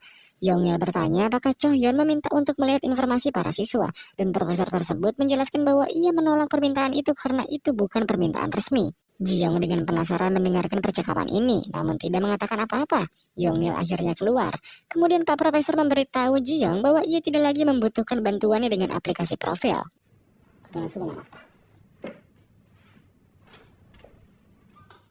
전차 출합! 화장님 Beberapa hari kemudian, Kepala Polisi Jae-hyuk disambut melalui sebuah acara resmi sebagai Kepala Akademi Kepolisian. Para siswa merasa ironis karena ia berbicara tentang menjadi seorang perwira polisi yang jujur ketika ia sendiri sedang diselidiki. Adegan berganti pada gereja Miteum yang sedang melaksanakan acara religi. Dan si pendeta saat itu tidak menyadari adanya USB yang hilang. Ia melanjutkan bisnisnya dan mendapatkan dompet kripto untuk diamankan dari anak buahnya. 전도사님 자료들 어떻게 됐어? 고생했어. Pada titik inilah Ji-young tiba dan mulai menyerang si pendeta.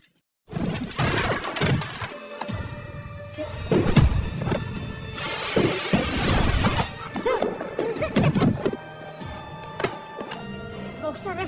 난 이미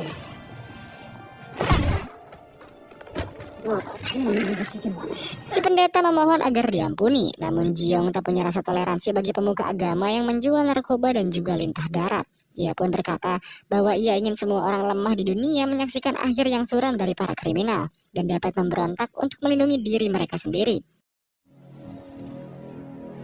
경찰은 현장에 써진 Berita tentang kematian pendeta tersebut dengan cepat menyebar dan banyak yang mempertanyakan mengapa vigilante mengejar seorang pemuka agama. Polisi sendiri yakin itu adalah ulah para vigilante berkat tulisan di dinding yang menjadi ciri khasnya.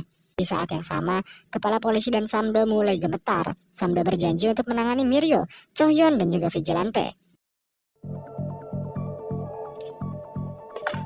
Setelah kematian pendeta, Kang Ok mengunjungi Miryo dan memberikan bukti tentang kegiatan kriminal pendeta.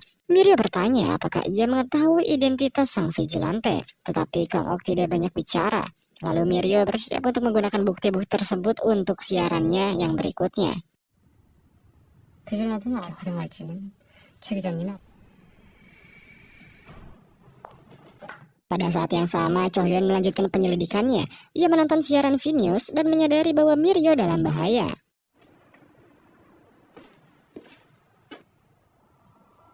김삼도 회장의 청직이란 내용으로 보도하고자 피살 사건과 관련된 Ia bergegas menghampirinya dan menghentikannya di tengah-tengah siaran langsungnya. Ji-young sekali lagi kecewa saat ia menonton acara tersebut. Chohyon juga memberikan peringatan terakhirnya kepada Miryo dan memintanya untuk berhenti. Miryo menolak untuk mundur, dan mereka saling beradu argumen lalu mencoba melihat siapa yang benar. Apakah para petugas polisi yang menolak untuk menangkap vigilante atau reporter yang memberinya target baru? Dengan Miryo yang tetap teguh pada keyakinannya, Chohyon pergi. Ia memasuki mobil dan bersiap, namun tiba-tiba Tuan Bang yang sudah menyelinap ke dalam mobil menyergapnya dengan senjatanya.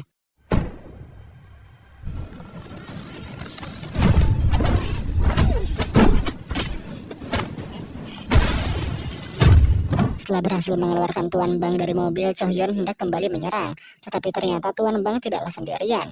Meskipun Chohyon memberikan perlawanan yang baik, ia terluka oleh dua pembunuh yang terlatih tersebut. Ditambah ia pun terkena luka tusukan yang cukup fatal dari Tuan Bang.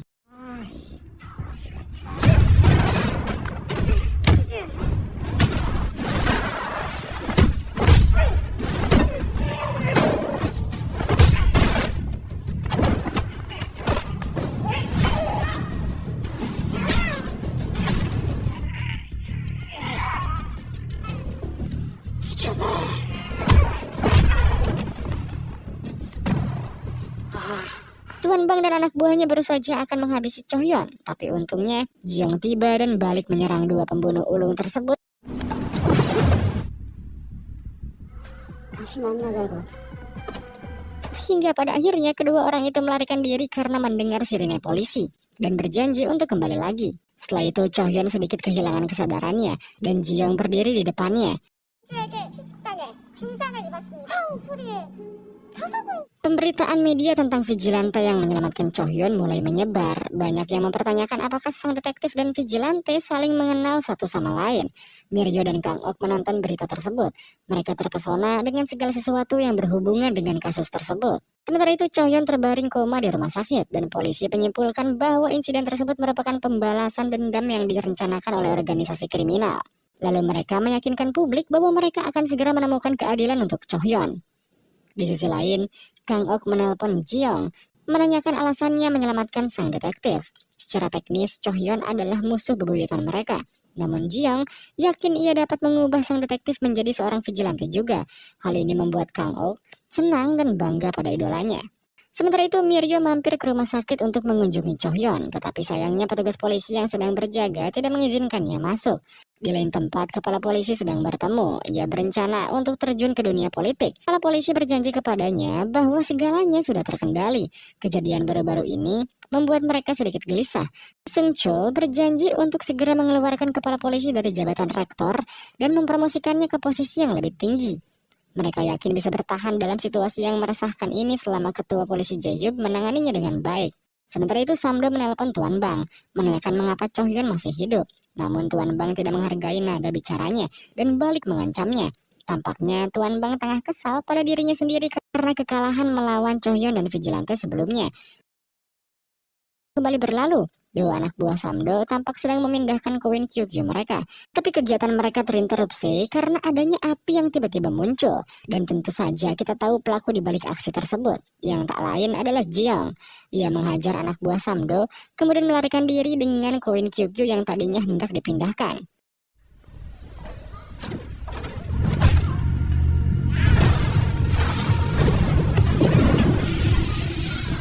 Setelahnya, Jiang menyumbangkan seluruh uang hasil penjualan dari koin Kyukyu tersebut pada sebuah panti asuhan.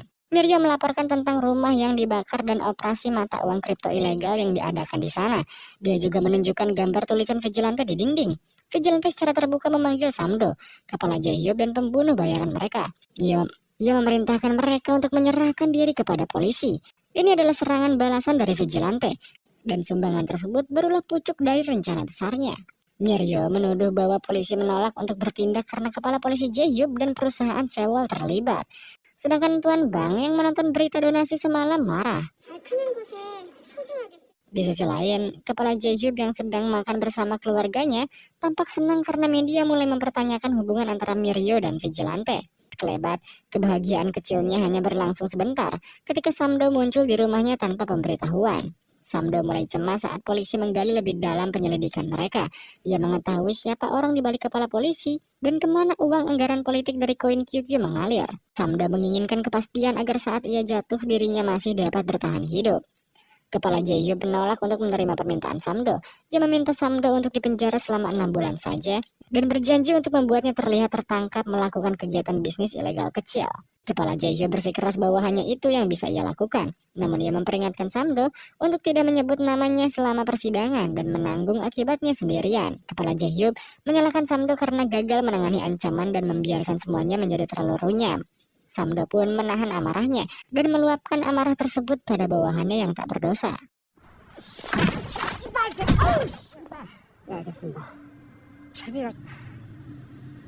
Samdo akhirnya memutuskan untuk bertindak sendiri. Ia berencana mengirim anak buahnya yang untuk menangkap Miryo dan menyiksanya sampai ia mengungkapkan identitas vigilante. Di saat yang sama, Yongil terus menyelidiki kasus vigilante. Dia ingin menemukan bukti yang menghubungkan Chohyon, Miryo, dan vigilante. Ia memutuskan untuk mendapatkan surat perintah dan menggeledah kantor Profesor Jun. Para petugasnya mulai khawatir mengenai cara untuk mendekati kepala Jae-hyuk. Tetapi Yongil meminta mereka untuk menunda kasus kepala Jae-hyuk untuk sementara waktu. Di lain tempat, Tuan Bang tampak sedang berdoa di hadapan patung Bunda Maria tengah malam. Namun tak lama setelahnya, ia justru menyelinap ke panti asuhan yang dibantu oleh vigilante dan menyerang wanita yang jadi pengurusnya. Berita yang mulai mengabarkan hal ini membuat Jong semakin marah karena orang yang tidak bersalah terjebak dalam perkelahiannya dengan Samdo dan anak buahnya.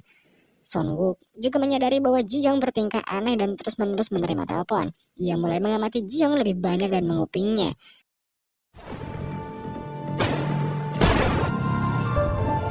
Setelahnya, Ji-young menyelinap keluar di malam hari dan menelpon Kang Ok. Ia memintanya untuk melindungi Miryo karena Miryo akan menjadi target Samdo berikutnya. Dan Kang Ok mengiyakan permintaan tersebut. Beberapa saat kemudian, saat Kang Ok mengawasi CCTV, ia memainkan kartu tarotnya dan mendapatkan kartu bersimbol kesatria.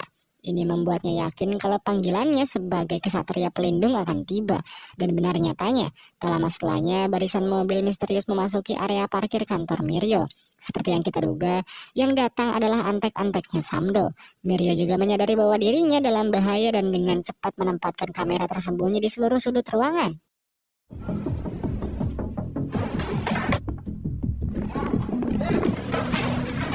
Ia kemudian menyalakan siaran langsung dan menunjukkan kepada viewernya serangan tersebut secara live. Anak buah Samdo berhasil masuk dan mengacak-ngacak seisi kantor Vinews.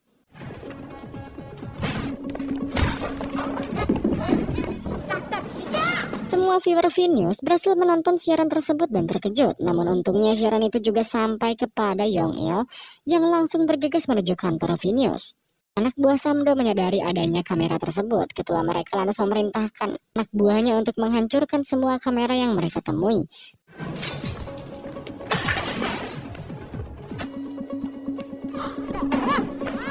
Tak lama kemudian persembunyian Miryo terungkap dan anak buah Samdo berhasil menangkapnya.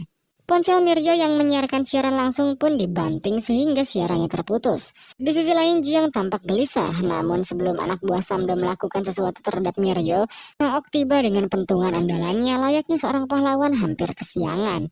Ia menghadapi para pria itu dan berhasil menumbangkan mereka satu persatu.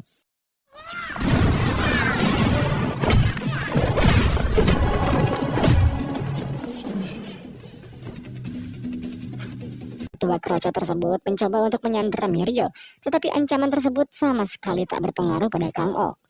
Yong-il dan timnya berhasil sampai ke kantor Vinews, namun saat mereka sampai di sana Miryo sudah aman. Jiyoung yang telat datang pun merasa lega setelah melihat reporter kesayangannya selamat. Miryo melihat wajah Kang Ok, tetapi ia ragu kalau Kang Ok adalah sang vigilante asli. Maka dari itu ia memberitahu Yong-il bahwa seorang pria random menyelamatkannya dan menolak untuk berbicara banyak. Setelah berbicara dengan Yong-il yang ingin tahu apakah Miryo mengenali vigilante, Miryo kembali ke rumah. Ia mandi dan teringat kata-kata Kang Ok ketika ia datang untuk menyelamatkannya. Ia memintanya untuk lebih berhati-hati karena vigilante sedang dalam keadaan sulit, dan meminta Miryo untuk kabur apabila hal yang sama terjadi lagi. Mengapa Miryo menganggap hal ini lucu dan mulai menertawakan dirinya sendiri? Namun saat ia tengah menikmati mandinya, tiba-tiba terjadi pemadaman. Keesokan harinya di Akademi Kepolisian, Yong-il memanggil Jiyoung di tengah kelas Profesor John. Yong-il ingin tahu keberadaan Jiyoung pada malam Miryo diserang. Jiyoung bersikuku bahwa ia tidak bersalah dan mengatakan bahwa dirinya memiliki kehidupan pribadinya sendiri. Yong-il tetap yakin bahwa Jiyoung mencurigakan. Yong-il terus mendesak, menyatakan Jiyoung pernah bertemu Cho-hyun sebelumnya. Ia juga memiliki fisik yang mirip dengan vigilante. Dan ternyata ponsel yang digunakan di tengah kasus kejahatan pernah dinyalakan sekali di Akademi Polisi. Profesor Yoon membela Jiyoung, namun Yong-il berkata kalau ia sudah bersikap cukup halus dengan menginterogasi Jiyoung di hadapan sang profesor. Namun tetap saja, Jiyoung bersikukuh kalau dirinya sama sekali tak bersalah. 전 잘못한 게 없습니다. 정밀 포렌식 결과가 나면 알게 될 Setelah tidak mendapatkan apa-apa dari Jiyoung, Yong-il beralih ke forensik. Ia memberitahu rekannya bahwa mereka harus menunggu untuk mencari tahu siapa yang menyalakan ponsel dan melakukan transaksi mata uang kripto di sekitar lingkungan sekolah. Ia menduga ponsel itu dinyalakan secara tidak sengaja. Sementara itu, kedua teman Jiyoung mengkhawatirkan kejadian-kejadian yang terjadi di sekitar Jiyoung. Begitupun Profesor John yang tampaknya mengetahui sesuatu tapi lebih memilih untuk diam. Yong-il mengunjungi Cho-hyun di rumah sakit. Ia berkata kalau dirinya bertekad untuk memperbaiki kesalahan Cho-hyun sebagai sesama petugas. Yong-il pun pergi dan kemudian Cho-hyun bangun dan mengepalkan tangannya. Tampaknya ia pura-pura masih tidur. Kembali ke sekolah. Teman Jiyoung tampaknya bersemangat untuk menikmati hari liburnya. Hwang Jun yang paling antusias mencoba untuk mengajak dua kawannya.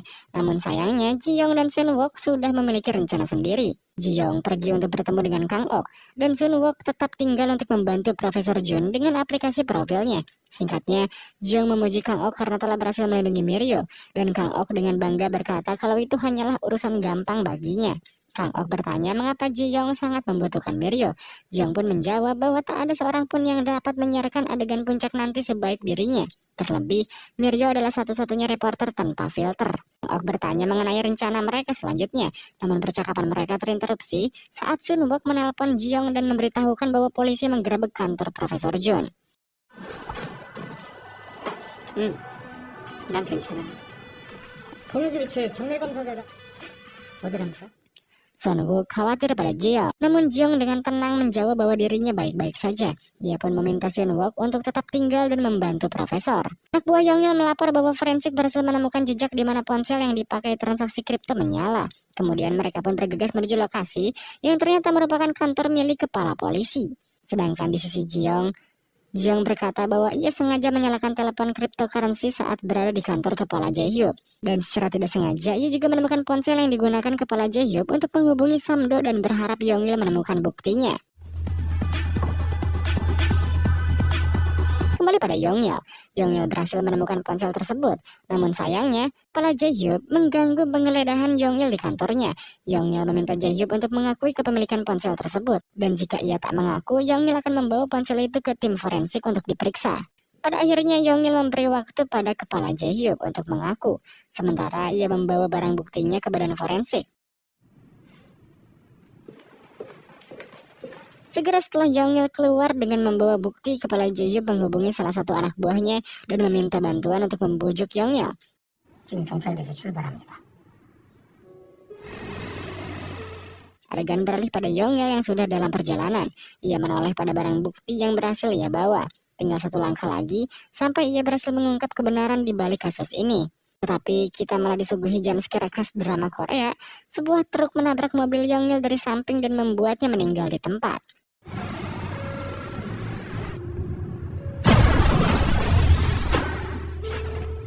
Di sisi lain, Chohyun yang baru pulih langsung berolahraga untuk mempersiapkan diri. Namun kemudian, seorang petugas polisi masuk dan menyampaikan kabar duka kematian Yongyil. Di sisi lain, Jiyoung juga marah dan sedih saat mendengar berita kematian Yongyil.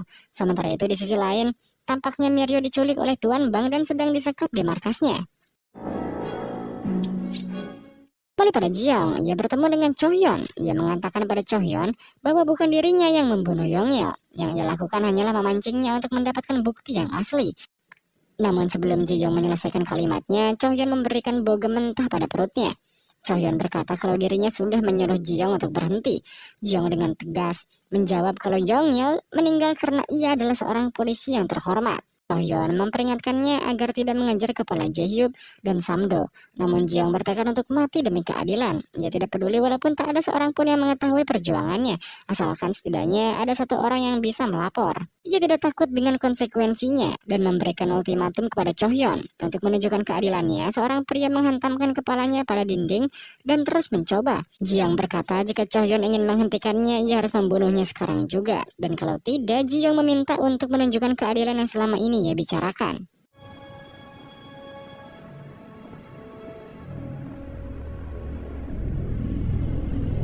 Singkatnya, sekretaris Kang Ok memberitahukan bahwa Miryo telah hilang selama beberapa hari. Kemudian Tuan Bang tengah menyiksa Miryo dengan mencabut kukunya secara perlahan. Untungnya, wanita berambut merah ini bersedia menahan rasa sakit dan menolak untuk memberikan informasi tentang vigilante. Sejujurnya, ia tidak mengetahui identitas aslinya. Ia hanya tahu bahwa Kang Ok terlibat dengan sang vigilante. Setelah mengunjungi rumah Miryo dan memastikan bahwa ia hilang, Kang Ok menelpon Jiyoung dan memberitahunya. Jiyoung tidak terkejut karena ia sudah menduganya. Ia meminta Kang Ok untuk menjalankan rencana mereka dan meninggalkan universitas. Dan tentunya lagi-lagi bolos kelas. 어차피 일어날 일이었어. Rencana pertamanya, Kang Ok akan membantu Jiyoung menyerang anak buah Samdo yang sedang memindahkan uang mereka yang tersisa. Sedangkan Kang Ok mengalihkan perhatian kroco-kroconya, dan Jiyoung akan langsung menargetkan ketua mereka. 야, 나가봐. 지한테?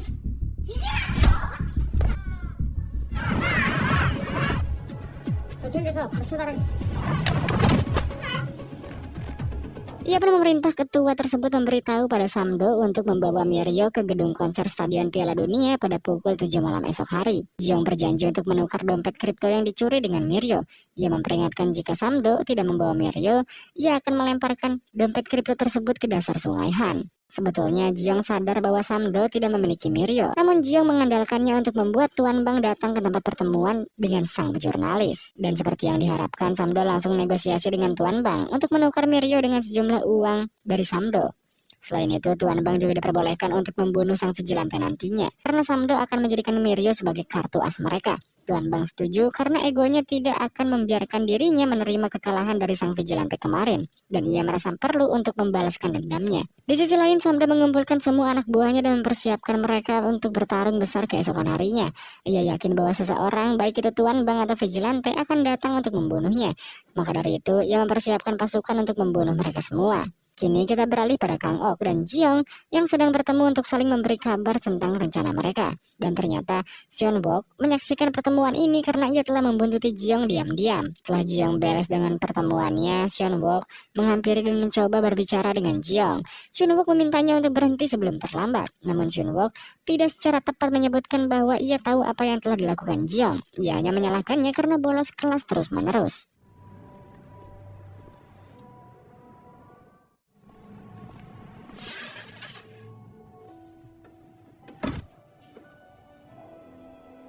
Setelah bertemu dengan Jiong, Cho Hyun mengunjungi pemakaman Yongnya sebentar. Lalu setelahnya ia pergi untuk memeriksa para saudaranya, yaitu si tawon dan si pemeras.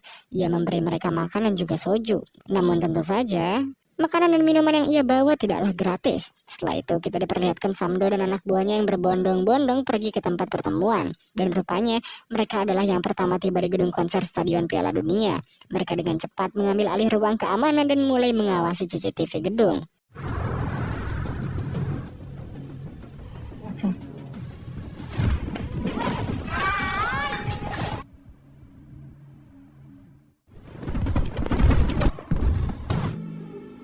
Jiong dan Kang Ok mengambil keuntungan dari popularitas Vigilante dan merencanakan pertukaran bersamaan dengan konser EDM yang berpakaian hitam. Jadi saat anak buah Samdo melacak Vigilante, ratusan orang berpakaian sepertinya pun bermunculan.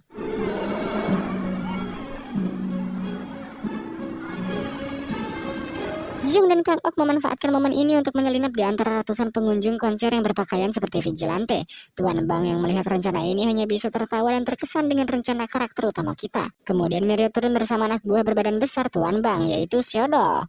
Mereka berdua berjalan memasuki stadion dan berbaur dengan pengunjung lain. Walaupun tampaknya Seodol tidak mau repot-repot menggunakan hoodie hitam dan memilih untuk menyuap salah satu panitia acaranya. Sementara itu di kejauhan, Jiong dan juga Kang Ok sedang mengamati keadaan dari atas balkon. Sebuah kilas balik pun menunjukkan percakapan antara Jiong dan Kang Ok. Jiong berspekulasi kalau Samdo akan mencoba untuk membunuh dirinya dan juga Tuan Bang. Ia juga menjelaskan dari sini kalau yang memiliki Mirio bukanlah Samdo, melainkan Tuan Bang. Jiong pun meminta Kang Ok untuk memancing Samdo supaya di akhir semua peran utama di operasi ini dapat berkumpul pada satu titik. Kembali ke masa kini, Samdo akhirnya memerintahkan anak buahnya untuk bergerak. Mereka mengenakan kemeja putih yang cukup kontras sehingga dapat dengan mudah dibedakan dengan para pengunjung konser. Melihat pergerakan Samdo dan antek-anteknya, Jiong dan Kang Ok pun mulai bergerak.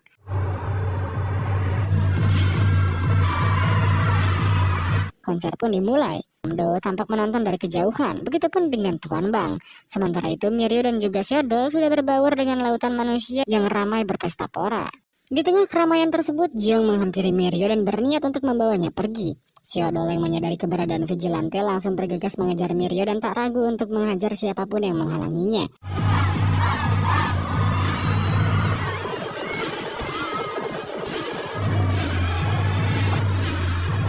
Melihat pergerakan Jiong, Tuan Bang yang sedari tadi mengawasi mulai bergerak mengikuti Jiong dan Mirio keluar bersama anak buahnya. Sementara itu, Kang Ok mengalihkan perhatian Samdo dan anak buahnya, menuntun mereka keluar dari tempat tersebut.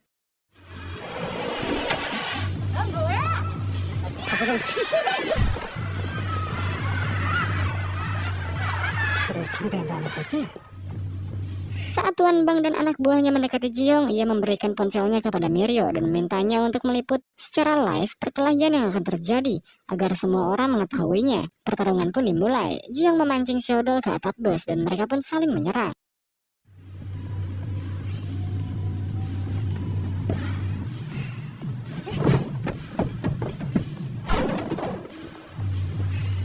Pertarungan semakin memanas ketika Tuan Bang tiba. Mereka berdua mengeroyok Jiong dan menggunakan senjata mereka masing-masing. Tak lama kemudian Mirio langsung melakukan live streaming dan memberitakan situasi di depan matanya.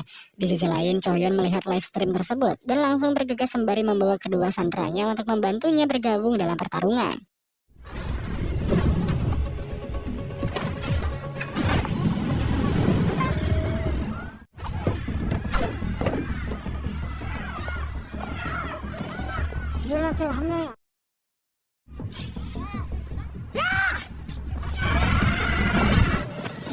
Keadaan pun semakin memanas.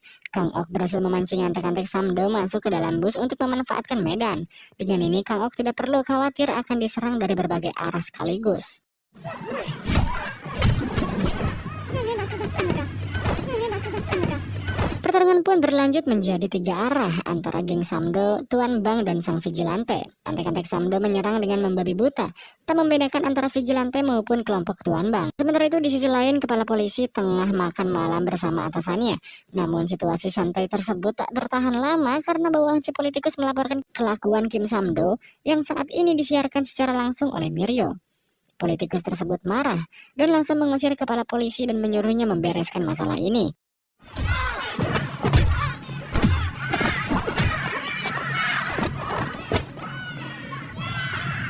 Kembali ke area pertarungan, Jiong tampak mulai tersudut karena perlu menahan banyak orang sekaligus. Miryo pun berinisiatif memprovokasi geng Samdo untuk mengejarnya, dan ternyata memang efektif.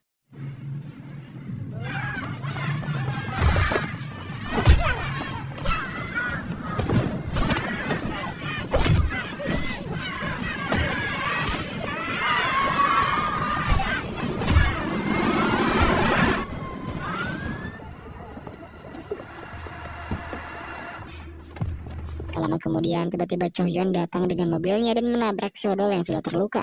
Dia keluar dari mobil dan memerintahkan semuanya menyerah dan meletakkan senjata mereka. Apabila mereka menurut, setidaknya ia akan memperlakukan mereka seperti manusia. Tetapi ya tentu saja mereka tidak mau mendengarkan, dan pertarungan pun berlanjut. 무기를 버리라고 했습니다.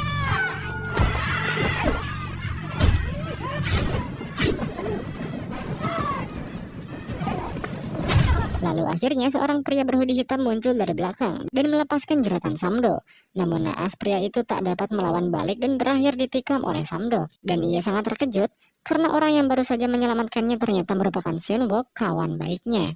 Jiong terdiam setelah melihat hal ini. Namun Seonwook bersikeras bahwa ia datang atas kemauannya sendiri dan percaya dengan apa yang dilakukan oleh temannya. Jiong memohon kepada Miryo untuk segera membawanya ke rumah sakit tepat saat polisi tiba untuk mengatasi kekacauan tersebut. Pada saat yang sama, Tuan Bang melihat Samdo melarikan diri dan ia mulai mengejarnya. Jiong segera mengikutinya dan meninggalkan Chohyon. Dengan Shodol yang berhasil dilumpuhkan, kali ini Tuan Bang hanya bisa mengandalkan dirinya sendiri.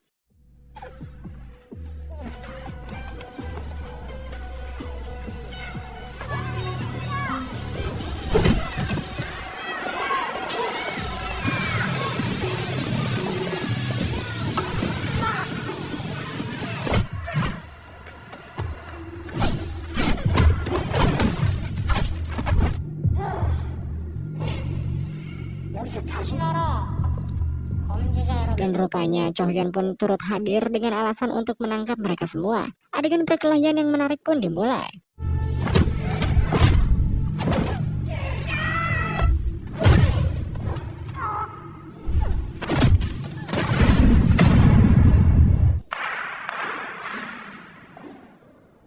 Saat mereka bertarung, kepala polisi tiba dan menembak Samdo sampai mati. 빼달라면 살려줬더니 이게 Ia pun membuka saluran air untuk menenggelamkan 3 orang yang tersisa.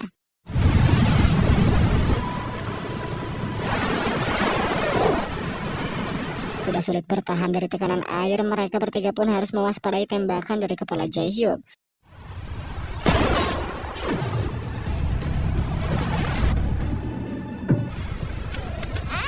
Pada akhirnya, Jiong berhasil naik ke permukaan dan menerjang kepala Jae-hyuk, lalu membuat pistolnya terlempar ke bawah.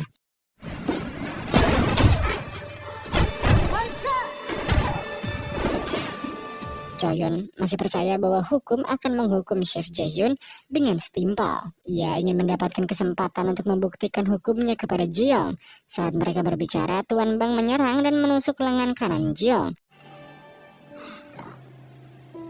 어제 초월에 맡겨.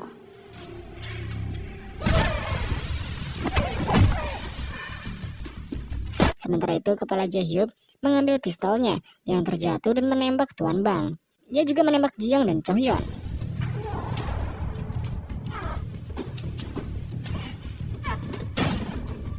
너한테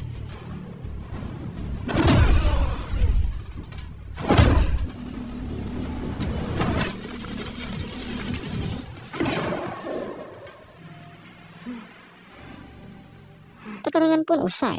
Jiong yang sudah lelah dan banyak terluka akhirnya pingsan.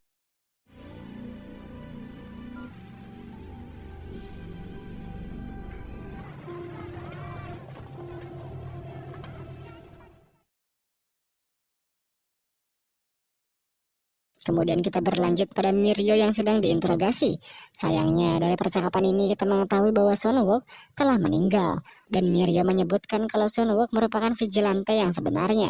Dan pada akhirnya Miryo pun dilepaskan. Sementara Seung Chul yang mengamati di luar bertekad untuk memperbaiki reputasi polisi yang buruk karena laporan Miryo terhadap kepala Jae-hyuk. Setelah itu kita melihat Kang Ok yang terbaring di kediamannya.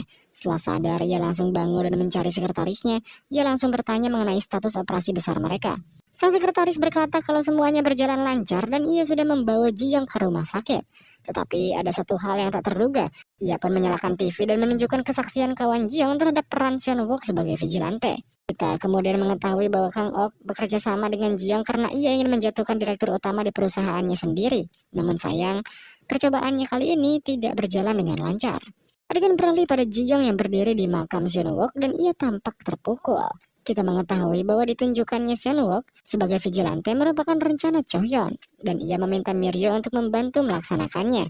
Miryo khawatir Ji-young tidak akan menerimanya dan Cho-hyun berjanji untuk membantu pemuda itu menemukan panggilannya. Kemudian melalui percakapan dengan Cho-hyun, kita mengetahui bahwa ayah Miryo meninggal setelah dituduh melakukan korupsi. Tidak ada seorang pun yang keluar untuk membantu, bahkan ketika mereka tahu yang sebenarnya. Hal inilah yang mendorong Miryo untuk mendukung vigilante, yang memberinya harapan bahwa seseorang dapat bangkit dan membela yang lemah. Miryo pun menatap Cho-hyun dan berkata kalau vigilante belum bisa menghilang. Singkatnya, sebuah kesialan kembali terjadi. Pada saluran televisi diberitakan bahwa kepala Jae-hyuk yang korup justru malah dinobatkan sebagai tokoh kunci dalam kasus Sewol Gate. Ia diceritakan berjuang melawan organisasi kriminal hingga tewas. Bukannya disebut penjahat, ia malah disebut sebagai polisi baik yang difitnah. Ji-young marah ketika melihat Seung Chul membela kepala Jae-hyuk dan secara anumerta mempromosikannya. Waktu pun berlalu. Saat kelulusan sekolahnya, Ji-young pun menolak mengambil sumpah sebagai seorang perwira polisi untuk melindungi dan menegakkan hukum. Dan dengan ini, cerita vigilante pun selesai.